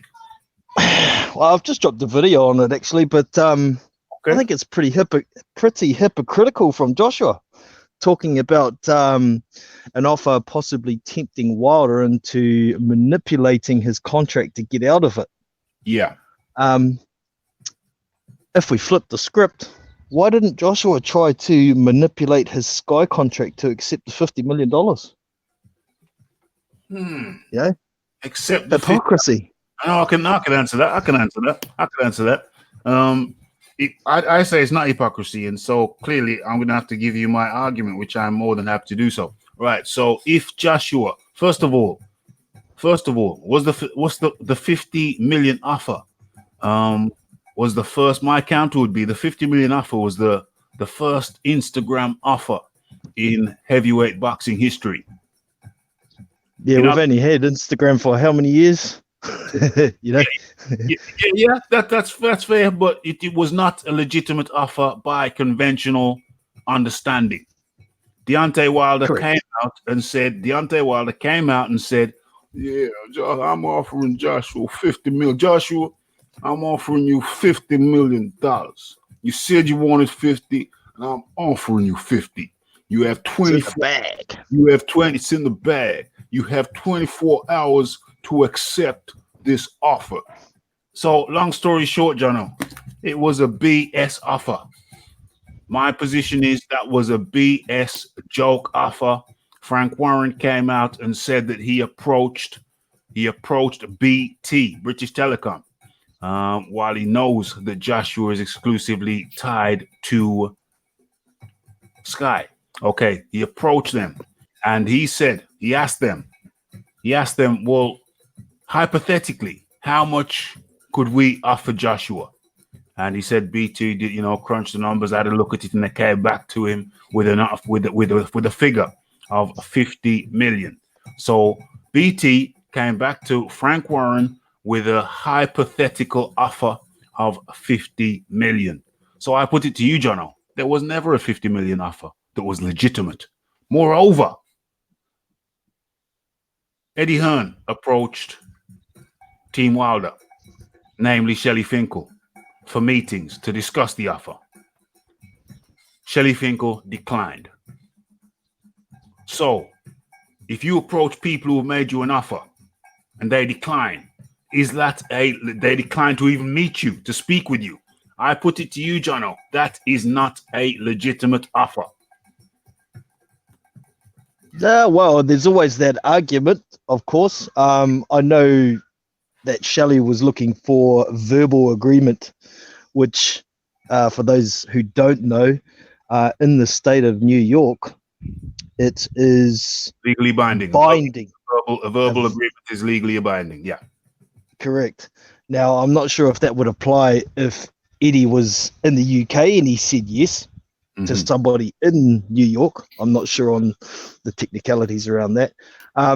But at this stage, Joshua's offer to Wilder after the Fury fight is not legitimate yet either, is it? Well, there's a couple of points that need to put in here, Jono. Which US network does Deontay Wilder fight exclusively on? Or is he a network free agent? Well, he's fought on 2 networks. He's fought on Does Showtime he have an and exclusive deal Fox with any network in the US? No, he doesn't. Does Joshua have an exclusive deal with any network in the UK? No, but a contract is a contract, right? A contract is a contract. No, Jono. Anthony Joshua has an exclusive contract with Sky Sports in the UK that all his fights must be shown on Sky Sports. And Deontay Wilder has a contract with Tyson Fury for a rematch. Contract is a contract. Yeah, okay. But the point about the 50 million offer, which is what you're saying is critical, maybe you're right, is he wouldn't have got the 50 million because he would have ended up having to pay most of the money back to Sky because of the contract. So it devalues exactly. A contract is a contract. So what I'm saying is, why is Anthony Joshua even making the offer? Right. Hold on, Jono. We don't know the terms of the rematch clause, do we? We've heard so many different things about it. We've heard it's up to the loser, it's up to the winner to enforce it. So I don't know why a winner would want to have a rematch. That's just stupid. But that came from the PBC side. Yeah. So what came from Frank Warren and Bob Arum, who is by trade a lawyer. They both said that the loser gets to activate a rematch clause. Hasn't Bob said it's a two-way? Yeah, both ways. Yeah. But it's activated by the loser. One says it's activated by the loser. The other says it can be activated by the winner. So ultimately, it seems it can be activated by anybody. Have you ever heard of a winner wanting to rematch? In the detail of the contract, but the details of Anthony Joshua's obligations to Sky are definite. The other point that Eddie Hearn made when Shelley Finkel put the £50 million offer, $50 million or dollar offer out there, was Hearn felt that Finkel didn't have the money, so he wanted to get the rights to the fight and sell the rights to the fight to generate the cash, which is something do a Don King. Yeah, which is something that Hearn wasn't happy with, because when he makes offers, he's actually got the money and he'll put it in an escrow account, and you can go from there, which is a different situation. Maybe Joshua's actually trying to do a bit of tit for tat. Maybe he's trying to get in their head in the same way that Wilder did in the build-up to his fights. So That's rather quite than possibly the case. being hypocritical, he's trying to play them at their own game. Yeah, well, Eddie tried it as well, didn't he? He made another offer to Wilder. And it's got a 24-hour deadline on it. So, you know. The other things that AJ, I don't know if you've seen this in your press, but AJ's been out there saying all this stuff about teaming up with Fury to freeze Wilder out. Wilder got upset about it. Who started those sort of tactics? So maybe they're just playing a bit dirty like they've been played. I mean, you know. Of course it is. But what I was getting at is, you know, fans tend to pick a side. And I see fans switching the goalposts when they criticize one fighter. They say he didn't want the fight because he didn't do this, right? Like I saw a video from someone this morning saying when Shelly Finkel came out and said, don't bother giving an offer, we're concentrated on Fury. And this person turned it into Wilder doesn't want the fight. You know, and like I was saying, the same thing could have been said about what happened when the 50 million offer. No, I don't think that it was legitimate myself, the offer. But the big difference, though, is when that offer was made, Eddie Hearn said, yes, we're interested. And AJ said, let's roll. And then the offer turned into vapor. How can actually getting accepted? Yeah. How can you interest in accepting it? How can anyone accept an offer that's not legitimate? But the point is, Raphie, Eddie Hearn said publicly in the media, yes, we're interested, can we have a meeting? And in AJ's Twitter feed, when the offer was made, he said, let's roll. So they were interested in taking it. There was no, we're not going to take the offer. Okay, that's a fair point. But at the time as well, nobody was signed to a fight. So I think in this situation, they're trying to play Wilder at his own game.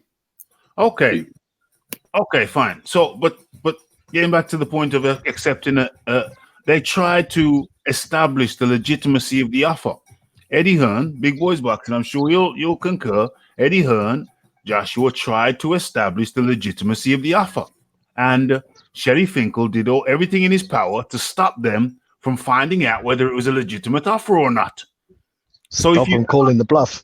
Yeah, so if you can't establish that an offer is legitimate, how can you accept an offer that you can't establish is legitimate? So I say to you, Big Boys Boxing, they couldn't have accepted an offer that they couldn't legitimize, couldn't find out if it was legitimate or not. So it was impossible to accept the 50 mil offer with Finkel declining to even meet after they said we're interested. So Big Boys Boxing. It's not impossible. They could have said, okay, send me a contract. Let's go. We accept. Yeah, but they did. They said send me a contract, and Shelly Finkel said accept it first. They said send the contract so we can look at it. So see, if I was Eddie, I would have investigated the legalities around accepting the offer over the phone. Yeah, if it was binding in New York, deadline of 24 hours as well. Yeah, the Big Boys Boxing. It was a very limited 24 hours to accept an offer, to get your legal people to look at the paperwork. It was impossible. It was impossible within the time constraints to accept that offer. But with an extended period of time, very shortly thereafter, they said, well, I'm interested, we'll meet and we'll talk about it. And Shelly Finkel declined to meet. Hearn asked for a contract. Hearn asked for a contract. Show me the contract. Let's meet and talk about it. Send me the contract. Let's meet and talk about it. Listen, any which way you cut it, it was that Shelly Finkel made an offer, which most of us believe was a bogus offer. Well, it wasn't even him.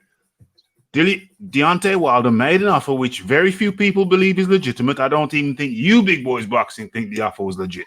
Made a bogus offer. Made a bogus offer.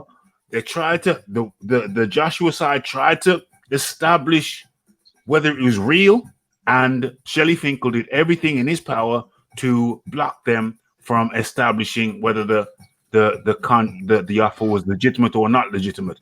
Any reasonable person would then conclude the offer was not legitimate. As for the legitimacy of this offer from AJ to Wilder, maybe it is bogus as well. Because it is only I was about to say, I bet it is only it won't happen. Well, we don't know if it's true. It's only AJ that said it, isn't it? I don't think Hearn said anything. No, he isn't. So if people are trying to make out like this is the most cast iron offer in the world, at this point, they are being hypocritical from that side because we haven't seen any proof. That's the point I was getting at. You know. Yeah. Well, I'm happy with that. When a fan picks a side, they tend to pick out what they want out of the facts, push those facts, and then deny what's happened in the past, even if the script has been flipped and similar sort of thing has happened before, you know. So I'm kind of saying to heavyweight fans at the moment, sit down, chill out, because Undisputed probably ain't happening this year. Don't get your hopes up. Don't listen to the crap that's going around. Yeah, that's fair. That's fair. But what I would say in closing, what I'd say to this in closing is that I think it's only right that Anthony Joshua does everything in his power to go for Undisputed. That's what people expect of him, to do everything in his power to go for Undisputed. Is it hypocritical? Is it hypocritical that Anthony Joshua is sending offers, tempting Wilder to break out of some kind of contract? Is that the crux of it? Is that the crux of it? Is that the crux? Well, kind of it, yeah. Yeah, though Joshua was saying Wilder should try and manipulate his contract to get out of it. Right. Yeah? Oh, okay. And how is that hypocritical? Just to clarify that for me, just to make sure I 100% understand you. As far as we know, he didn't even attempt to try and manipulate and get out of his Sky contract to get the fight with Wilder. I get you totally. I totally understand you now. And my response to that simply is that why respond to a bogus offer? They did respond to a bogus offer, but all of us think it's a bogus offer. I'd say 99.9% of people think that offer was 99% of people. I would say 99% of people not in the LDBC or LDBC affiliated or PBC affiliated can see that offer was bogus. It was a bogus offer. It was a bogus offer. So it was a bluff. So in the thing is, Raphie. Oh no, hold on. In the simplest terms, if there's an imaginary girl, remember she doesn't exist. Would you get dressed? Would you get dressed? Would you get dressed? Would you have a shower and put on your best shirt? Put on your best shoes and go downtown to meet a girl on a date? This is before you were married. You were a single man. To meet a girl on a date when the girl actually didn't exist. Probably not, but might want to go for a night out anyway. Okay. Just joking. Okay. But the girl doesn't exist, so you're not gonna get dressed. You're not gonna have a shower and put on your best shirt and your best crocodile skin shoes. You're not gonna put your best crocodile Dundee shoes on to meet a girl downtown who you know the girl is merely a figment of someone's imagination. Because that's all that deal was. We all know that was a bullshit deal. Pardon my expression. That was a bogus deal. And if it wasn't bogus, then Shelly Finkel did everything in his power to stop Eddie Hearn's side, Joshua's side, from establishing the legitimacy of the thing. So as far as I'm concerned, that girl that's meeting for me, she doesn't exist. How the hell am I having a shower, putting on my Crocodile Dundee boots to go and meet her when she doesn't exist? That's my counter. That's my counter. There's many different arguments. There is something that I think is fair though. If a load of AJ fans are now saying Wilder's turning down this offer at this stage, this offer has got no substance from AJ to Wilder at this point. So if Correct. if AJ fans are jumping on a big, massive bandwagon to show that Wilder's turned down another offer, that's premature. How is it premature? Agreed. Because we've only heard from AJ that the offer's been made. So And he hasn't made an offer. Stage. So it could be AJ just playing mind games. Which, if he is, Yeah. I don't think there's anything wrong, seeing as all the history that's gone on. Proposals or an offer? Is it proposal or offer? Because the devil. Well, we haven't seen. This is the point, Raphie. It's premature. So if fans at this stage are making sweeping statements about what Wilder's doing, yeah, it's premature because we haven't got the detail. So it would be hypocritical of the fans because we don't know what to say. Wilder's turning down another offer because we don't know yet. Okay, we don't know the details. We don't know. Yeah. Okay, and I think that's one of Jono's points from what I've gathered is that there's AJ fans out there verging on LDBC behaviour because they're making videos about Wilder turning down offers when he's got a fight to fight Fury. When he's got, yeah. So we don't know what they're going to do. I mean, if that $250 million figure is true, yeah, then I think that fight will happen after the Fury trilogy because they'll cash Wilder out at that point. Because how old would he be anyway? Who's talking about $250 million? That's I have seen in the media that's the size of the offer from AJ to Wilder. I've got nothing to back it up. I'm not saying it's true. Okay, that's what I'm saying. If that offer is a genuine offer, yeah, from the Matchroom side to Wilder, yeah, I think after Fury, whether it's this year or next year, yeah, they'll cash Wilder out for that type of money. Man, was that an offer 250 just for Wilder, or was that for the whole fight purse? I don't know the detail, Jono. So I'm saying in the media, it's been represented like that. It could be complete nonsense and fabrication. I'm not here to say that's a genuine offer, but if that is the offer, then I think there's a good chance Wilder fights Tyson twice this year, and if he wins, takes that money because he'll be 36, 37 by the time he gets to that fight. Yeah, it's 35 now, I think. So I think they'll be ready to cash him out anyway. But we're miles away from that. We're miles away from that. I think what we can agree on, I don't know if we can. I'm asking the question. I think what we can agree on is that out of the two, you see, history informs the future. And out of the two fighters, what we do know is that one has taken an easy road and the other has taken the rockier road. Does anybody disagree with that statement? Not I. Nope. That's why one of them's got an L on his record, to be fair. Yeah, exactly. Exactamundo. So, history informs the future. One guy takes the tough fights.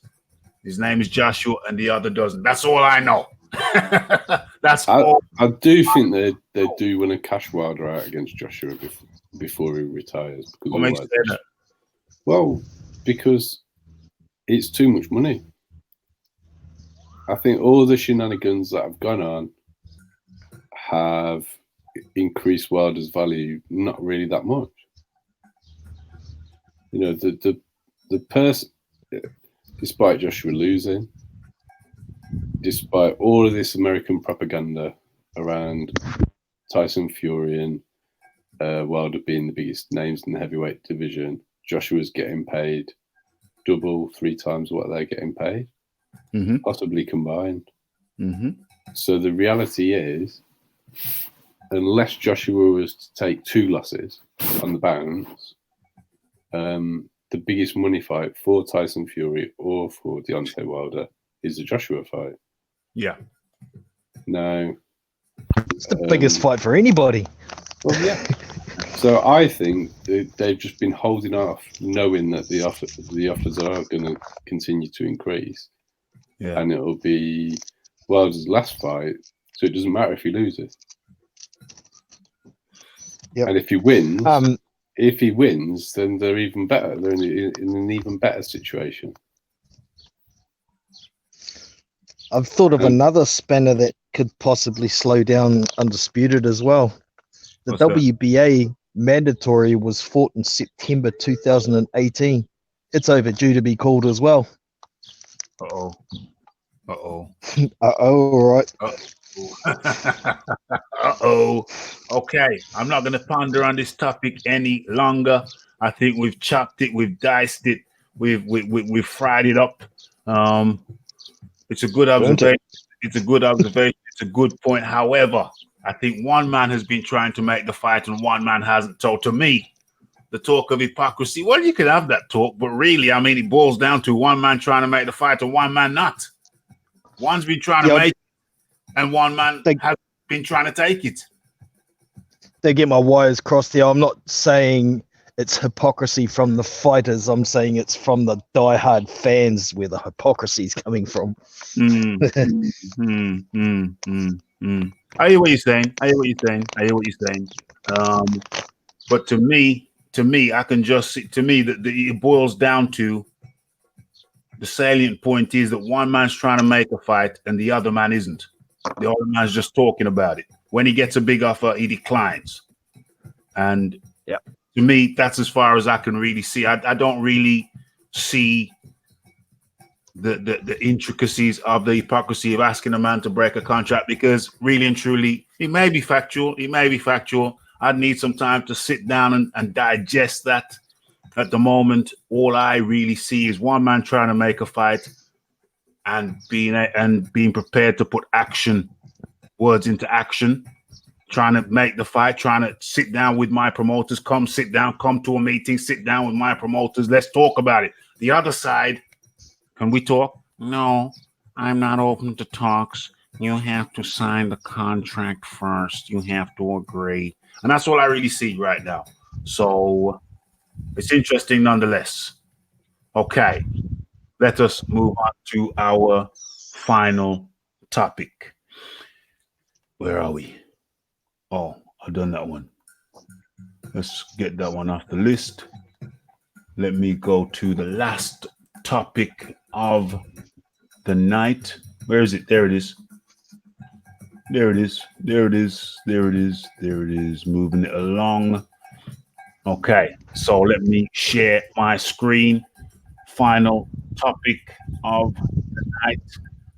Dude can't sell 250 PPVs. I can't sell 250. You're talking about Wilder. Wilder and AJ should just meet up in a car park with their handbags. Okay, you can referee them, Marla. Okay. There's no 250 mil. I don't know what this 200. I don't know how that number is arrived at. I don't know. I haven't seen it. 120 mil was too much money, but they turned it down. Povetkin Hunter was the eliminator for the WBA. Where are we? What are your thoughts on the draw? What are your thoughts on the draw for Wilder versus Fury? What are your thoughts on that? You and I would remember the hype around Tyson versus Holyfield Lewis. This fight doesn't have the same feel despite the claims. I agree with everything you just said. What are my views? I thought I'm in the minority. When I watched the fight live, I don't think I've watched it back. I've only watched snippets. But when I watched the fight live, I thought that with the two knockdowns, I mean, I didn't have a score. I didn't have a pen in my hand scoring every round. So I can't say I scored the fight. That was just the eye by the eye. I thought that the two knockdowns was going to prove to be enough for Wilder to win. When it turned out to be a draw, I was happy because I knew it would be a rematch. I didn't know about the trio. Mordred, no delusion, anything else. People say things in chats all the time. It ain't nothing personal. You know, people get animated up in the place. It ain't no thing. So let me share my screen. Let me share my screen. Boom, boom, boom. Okay, so final topic in this animated show. Show on Monday was animated as well. It's all good in the hood. It's all good. It's all good. We love diverse opinions. Okay, appreciate it. All right, so Oscar De La Hoya has revealed that his promotional company attempted to make a Canelo Alvarez Jamel Charlo fight for last May the 4th, last May 2019. Okay, according to De La Hoya, Charlo's handlers turned down a very lucrative offer to battle Alvarez in what would have been by far the biggest fight of the undefeated Charlo's career. That offer was made when Charlo was the WBC interim middleweight champion and due a shot at Alvarez's WBC World 160-pound championship.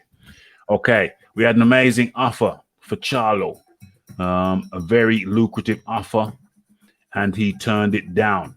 De La Hoya told a rival group during an interview posted on Tuesday, it is today's Wednesday, to his YouTube page. Well, Charlo didn't turn it down, but his agent or whoever's behind PBC, I don't know. When asked how much Uncle Al, Uncle Al, we know it is.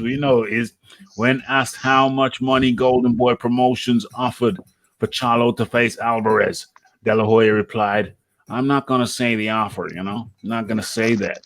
The retired 6th Division clarified the offer was made to Charlo to face Alvarez in May, not this year, but last year. And it just didn't happen. So that's the sad part about the business of boxing, is that it can't work with my hands tied behind my back. Okay, we don't want to know about what you do with your hands. What's his name? De La Hoya. I know you get up to some interesting. Well, anyway, let's just move on. It just didn't happen. yeah. It just didn't happen. Let me see if there's any other pertinent points that grab my eye. I've worked with all promoters. I really have. De La Hoya said it's difficult, but it's possible. I've worked with all the promoters. Well, all promoters. The one promoter I haven't, or the one agent, or whatever he is PBC, run by Heyman. It's been difficult, but I just don't think, Jesus, this is impossible to read. But I hope it's not impossible. I hope it is not impossible. I think hopefully we can make some fights with Heyman, because you have fighters like the Charlo brothers. You have fighters like Tank, we're there for Ryan Garcia. So there's many fights we can make. Hopefully, we can just get along and make this fight happen for the fans.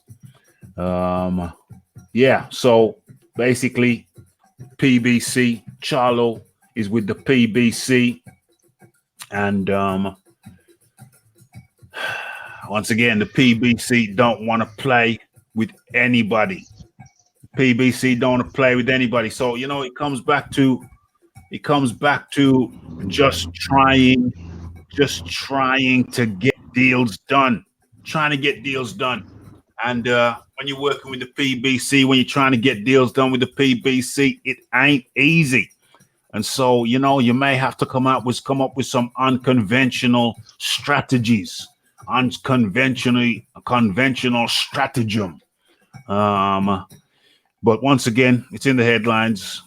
PBC almost impossible to work with. You give them big money, you throw big money at them, and we know what the root of it is. Anybody who's a long time listener of Raphie Dawkins Combat Radio, we've chopped and diced this thing many times with PBC. As a matter of fact, I think I should start a PBC playlist so we can keep a running track of the latest activities. But we know it's difficult doing business with PBC. They want to keep everything in house. We know they want to keep everything in house. And once again, going back to Joshua for just a split second, Joshua is trying to deal with these PBC cats. He's trying to deal with these PBC cats. So you throw money at them, you throw it in their face. You know, you put money in your shoes, throw it at them. They have TV deals. They have TV deals in place, and their priority, Al Heyman's priority, it seems to me. I don't have his office bugged. And even if I did, I wouldn't tell you. But it seems to me that they're just trying to service their TV deals. Their prime concern is the business, their business. Al Heyman reputedly owes the bank a lot of money. He got loaned $500 million. And saying that he spunked that up the wall with poor maneuvers, poor financial maneuvers. So once again, you have to sympathize with anyone trying to do business with the PBC has my sympathy. John Dealey. John? Johnny? Technical failure. How you doing, mate? You good? Yeah. Okay. Headphone fell out. Sorry? Headphone fell out. That's all it Oh, was. I got you. I hear you. So, yeah, I mean, I think that's just the long and short of it. Al Heyman has got a requirement to fulfill not only a certain number of fights, but also a certain number of world title fights. And he's just ticking boxes. He doesn't care. So he's not going to let any of his decent fighters cross the street. If you're nowhere near winning the world title and you have the opportunity to fight for one, that's the only time it seems that Heyman is willing to let somebody go on the other side of the street in the hope that they can bring that title back to the PBC. Mm-hmm. Charlo's not beating Canelo anyway. Charlo ain't beating Canelo. No. And didn't we end up getting a better fight? Isn't that when he fought Danny Jacobs anyway? What did you say? Oh, the Danny Jacobs fight was in place of that. Yeah.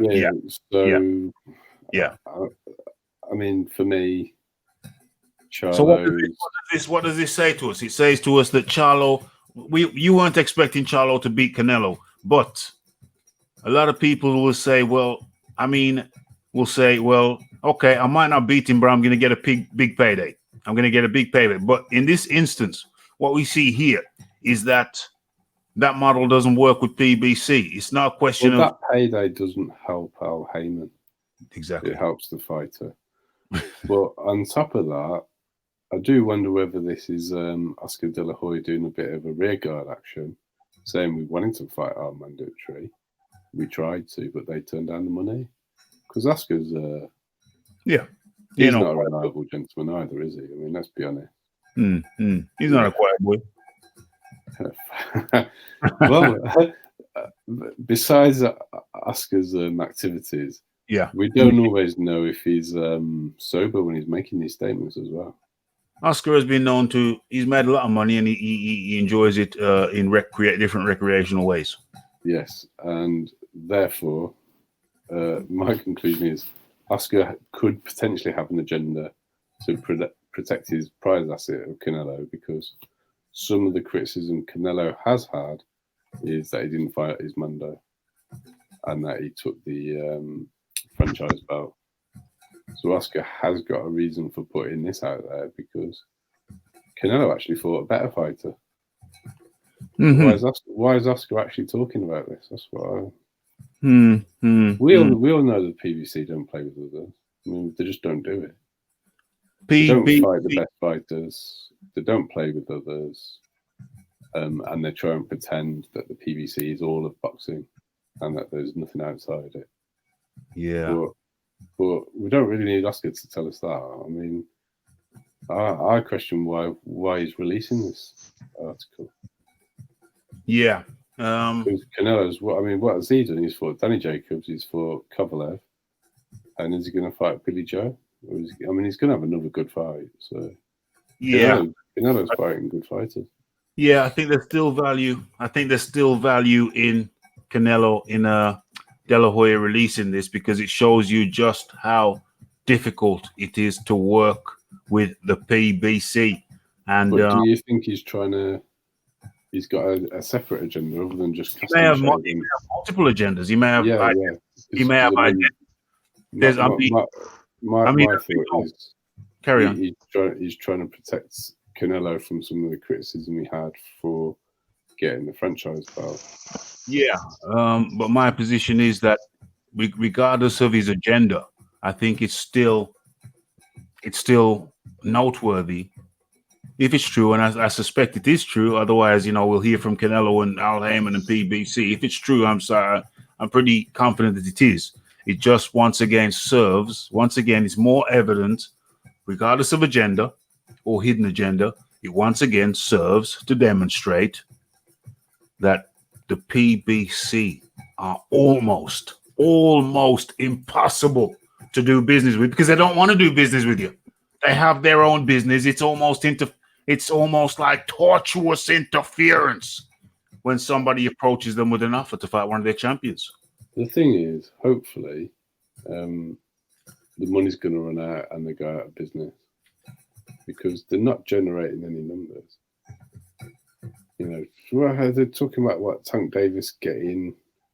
What did he get in his last fight?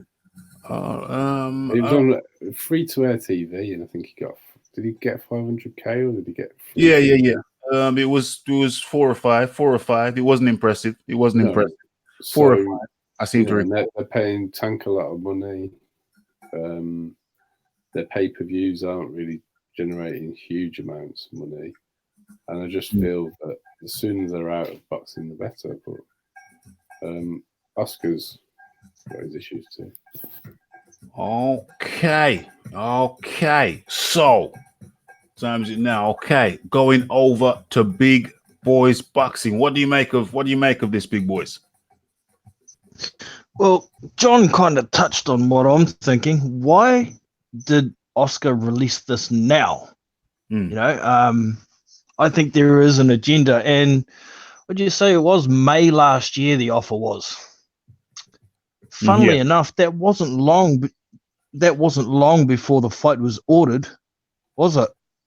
So I'm wondering, we all know that both Oscar De La Hoya and the WBC are quite willing to get down on their knees and suck Canelo's toes. So why didn't De La Hoya go and ask the WBC to order the fight? Then it would have gone to Perspin and we would have got the fight. It wouldn't have been that hard to do. Yeah. So, we know you're pushing crap uphill if you're an American network like DAZN or Top Rank and you're trying to get one of the top PBC fighters to get in the ring with your guy on your own network. You're not going to win that battle. So the only way to get a PBC fighter to fight one of your guys on your network is to get the fight ordered and get it done.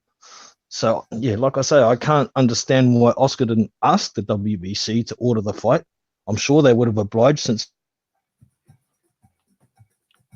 Are you still there? Are you still there, Big Boys Boxing? Okay. I think Big Boys Boxing, I think his battery's run out. I think the battery pack has run out. I think Big Boys Boxing probably. Oscar bringing this. Damn, Big Boys Boxing. I think we lost about 20 seconds of you. Is your battery low? Big Boys Boxing? Your battery low? Because you kind of. Right. My phone froze. I don't know where you got me. We lost about the last 30 seconds. Yeah, I was just wondering why Oscar's doing it now. Seems there's got to be an agenda there. Otherwise, he could have got the WBC to order that fight since he was mandatory anyway. But why do you think that he didn't get the WBC to order the fight? I don't know. I don't have a clue. Maybe Canelo didn't really want that fight because there wasn't enough money in it. Oh. So it was convenient that Charlo or PBC turned down the fight because they didn't want it anyway. sense. Can Well, make we got a bigger fight that was better for DAZN. Got a better fight. Got a bigger Yeah. fight. Yeah, because it was an in-house fight. Yeah. For Canelo. But is it a bigger fight? I don't think it's a bigger fight. Better fight, yeah. Bigger fight? I don't know. Everybody wants to see Canelo, Charlo. The Charlo's up against the top competition. But we're not seeing that. They're declining. Yeah. Is that just a boxing fan's perspective, though? As opposed to whose perspective? For the wider public, Danny Jacobs is surely better known than. Yeah, Danny Jacobs is better known for sure, no question about it. But I want to see the Charlos in there. I want to see Charlo in there. Yeah. But you're a boxing fan. You know who the Charlos are. Yeah. My argument. You want to see Charlo knocked out? My argument is if you're not a boxing fan, you don't know who the Charlos are. Yeah. So from DAZN's point of view, not only is it an in-house fight, but it's a bigger name fight. And wasn't it Unification as well? Yeah, it was. So, yeah, so I think from DAZN's point of view, they're probably not that bothered about having the Charlo fight. Yeah, I hear what you're saying. And let's be honest, DAZN, I think, are trying to dictate who Canelo's fighting because of the contract he's got. Mm-hmm. Yeah. Well, it makes sense. They're putting up big bucks. They expect big things. You know what I'm saying? But from my perspective, yeah, you're right. The boxing fans, rather than just lesser fans, not lesser fans. Nobody's lesser. But yeah, I hear what you're saying. However, I think this is going to be a kind of an esoteric little thing to finish off the show. But yeah, so Burt Reynolds said that he talked to Clint Eastwood, and this was towards the end of Burt Reynolds' career, and he said Clint Eastwood told him that how he strategizes his career. He'll do one commercial film and then one art film. So that's one for you, the public, and then one for me. Now, the commercial film will keep his commercial value up and high, but the arty film will be to satisfy his own creativity. It's for the art of it, for the love of it, for the art of it. And I understand the principle, but and Burt Reynolds said, but he didn't tell me. I was just doing this commercial-ish. And, when you flop commercially and you haven't been doing the high quality work, then, you have a problem. And so, yes. So for DAZN, yeah, Danny Jacobs, yeah, that's the fight that satisfies the commercial aspect of things. Commercially, I guess more people know Danny Jacobs, so commercially, it's a bigger fight. But then on the flip side of that now, they would get kudos if they could lure a Charlo or the Charlo. Lure, I think it's Jamel, this one is. The bigger one's Jamel, I think. Lure the Charlo over to have a fight which might commercially might not reach the levels of a Jacob. But still, Charlo is still unproven, very much unproven. I think we know what level Jacobs is at. I think we know that. But Charlo still hasn't been in there with an apex predator yet. It hasn't happened yet. Now Canelo putting his certain habits aside, certain injections he may or may not take aside. I think we can agree that Canelo is an apex predator. He's at the top of his game. He's one of the best. He's one of the pound for pound best. And so even though Jacobs may have been a bigger fight commercially,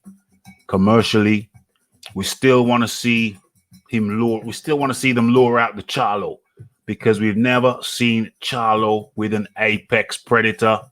And so there is kudos in that. So the one is the commercial. I think I got a message here from Jono. Okay, thank you for jumping on, Jono. Much appreciated, all as per usual, always. And so if Jacobs is the commercial film, then Charlo is the art film. That's the analogy I would use for that. But Raphie, going into that fight, yeah. What sort of chance did you give Jacobs against Canelo? What kind of chance did I give Jacobs against Canelo? I didn't think there was any doubt in my mind that Canelo was going to win. See, I thought Canelo might win by robbery. Okay. But I thought it was going to be a much closer fight. And I felt Danny Jacobs underperformed. How much of a chance would you give Charlo against Canelo? I would give Charlo. I don't know. I'd give him more chance than Jacob. I don't think I'd give him more of a chance than Jacob, but I still want to see it. I think Jacobs probably performed at a higher level than Charlo can, but I still want to see the fight though. It doesn't detract from my desire to see the fight. But is that just because you want to see Charlo go to sleep? I just want to see what his level. I want to see Charlo against an apex predator. See, I think the Charlos have got a lot of talent, but the other problem with the PBC is they're inactive. Yeah, and it hurts them. Sharp and steel. Yeah, it hurts them. And they've all got bad habits. Mm-hmm. And the Charlos are two of the worst. So I think we're seeing squandered talent anyway. Yeah, squandered talent. I want to see him against an apex predator. I want to see them against the best. I'm just going to mute you for a second there. John, is that you? Oh, you unmuted yourself. I'm just muting you for a second, John, because you're opening something. I can hear it in the background. Yeah, so yeah, I just want to see Charlo against an apex predator, win, lose, or draw. I'm not expecting him to win. I just want to see Charlo with someone who can bring out the very best in him. Everybody's saying very true, Phil. Let me read this. It's not a lot of fighters out that people just know unless you are a boxing fan. Not many megastars. That applies to a lot of fighters, not just Charlo. Yes, that is true. That is true. Charlos are from Texas, aren't they? Are they Texas boys? Texas. Yeah, Spence and Charlo. And the Charlo brothers all fight from Texas. Yeah, you see, this is sad because Charlo's even ducking Andrade, and I think that's true, and that's sad. That's actually the fight I want to see. I think those two should fight to fight Canelo. To fight Canelo. I don't think Canelo's going straight back down to middleweight. I think that weight cut's too quick. Yeah, it is too quick, but I want to see both those guys fight Canelo. I want to see both those guys fight Canelo. I want to see the Apex guys fight the Apex guys. But that would be a unification fight as well. I'd be quite happy. That's true. Because Canelo's going to move around weights as well. So for him to go down to middleweight and to build it, I think those two need to fight each other. Yeah. I want to see the top guys fight the top guys. I don't care what order. I just want to see the shizzle go down. I just want to see. This coming May, don't you think that Canelo's going to fight at 168 anyway? Canelo fighting at 168. Who's he fighting? Who's he fighting? Saunders. Oh, Saunders. Actually, I've got a story about that. We're not going to do that because we pretty much come to the end of the show. Save that one for a video. Just want to go through some of these comments. Charlo don't want boo-boo spook. When he's Charlo, I just want to see him get smoked out. I just want to see Charlo get smoked. Just get in there with Apex Predator. I just want to see it. I'm sick and tired of these guys being on the damn sidelines, picking and choosing. I want to see Apex Predators versus Apex Pro. I want to see the best fight the best. I'm not just saying that I actually really want to see it. You know what I'm saying? Literally want to see the best fight the best. If you're the best, then fight the best.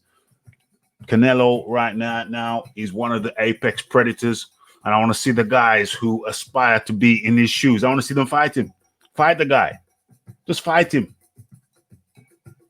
Will what?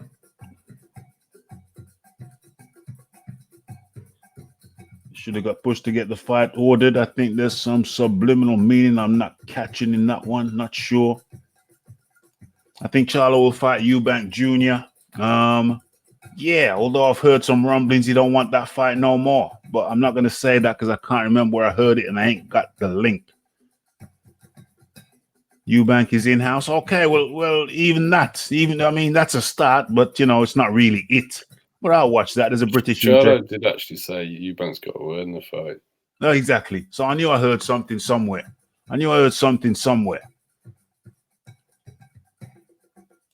Yeah, that's the whole thing. You know, it's like you got to beg these. What have you got to do to get a fight with the PBC guy? It's ridiculous. It's getting on my last nerve.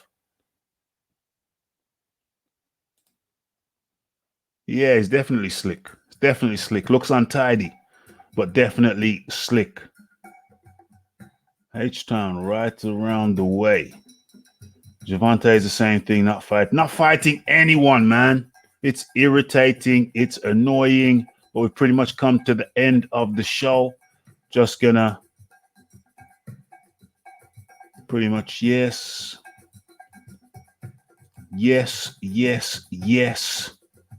Just want to see these damn guys fight each other. And who's this? Nissan Boxing. Hey man, will you ever go live with BFTB channel again? Was very entertaining last time. Yo, he banned me last time. He didn't ban me, he blocked me. The last time I hung BFTB's ass to dry, put him out on the clothesline, took away my wrench. He was so hurt. I hurt the guy's feelings, man. I still got some unreleased videos of my interactions. BFTB, Cali Enigma, they both owe me a visit. I've been over to them. They need to come over to the Raphie. It's a new year. It's 2020. They need to find their balls. They need to come over and come see me. I've been to see them. They need to come see me. But I don't rule it out. Say, will I ever go? Will we ever do it? Will we ever tangle again?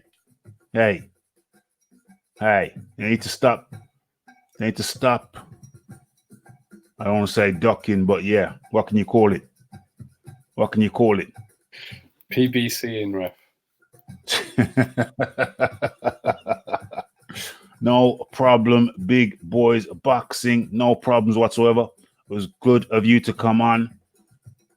Absolutely. So I think we've pretty much chopped up every damn thing.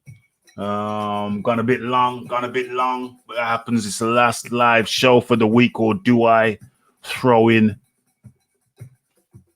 Marla, I got a whole playlist, my friend. I used to go on there every now and then and stomp that boy into the dirt. Marla says, Raphie, when did you go on Beef TV channel? Yeah, I got the videos up here, bro. I got the videos. Just go to when you go into YouTube, just write in BFTV and Raphael Dawkins Combat Radio, and the videos will come up. There's lots of entertainment for you out there. Okay, so I think we've chopped it up. The wrench is a moderator. Okay, I think we've chopped up everything.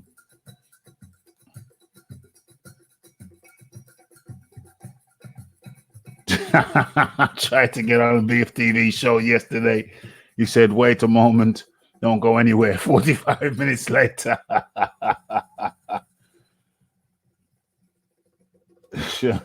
Okay. I think we've done it. We've got through another live show. I was joined today by John D. Lee. And Big Boys Boxing. Was it just the three of us? Nobody else? Phil. Oh, Phil Walker, of course. And Phil Walker from Big Country, Texas. And yes. And your final words, John Dealey, before I close out the show. hopefully we're going to get a fight announced soon that we can go to. Yeah, absolutely. Hope Joshua secures the Pulev thing in this country. They've got a week to announce it, haven't they? Or to do the deal. 31st of January. 31st of January. That's Friday. 10 days, 9 days, 10 days. 31st, 10 days, 9 days, 9 days. Yeah. So hopefully that, for sure. Hopefully that will be cool. Start the new year off right.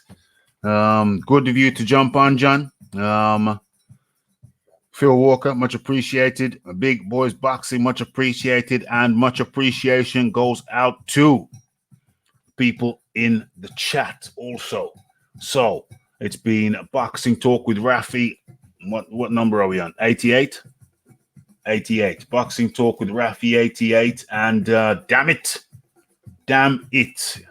I forgot to look in the damn description box, and as per usual, StreamYard empties my description box, and I have to put it back in manually at the start of every show. Forgot to do it this time. Let me do that right now as we are here right now. I'm going to do this live. You know, you get my Twitter. If you want to follow me on Twitter, go into the description box, and the details will be there normally. And I'm putting this thing in now manually. Since StreamYard's kicked it out, I'll have to talk to those people. Say, what you doing, my friends? What you doing? You're messing it up. But yes, it's been a boxing talk with Raphie, 88.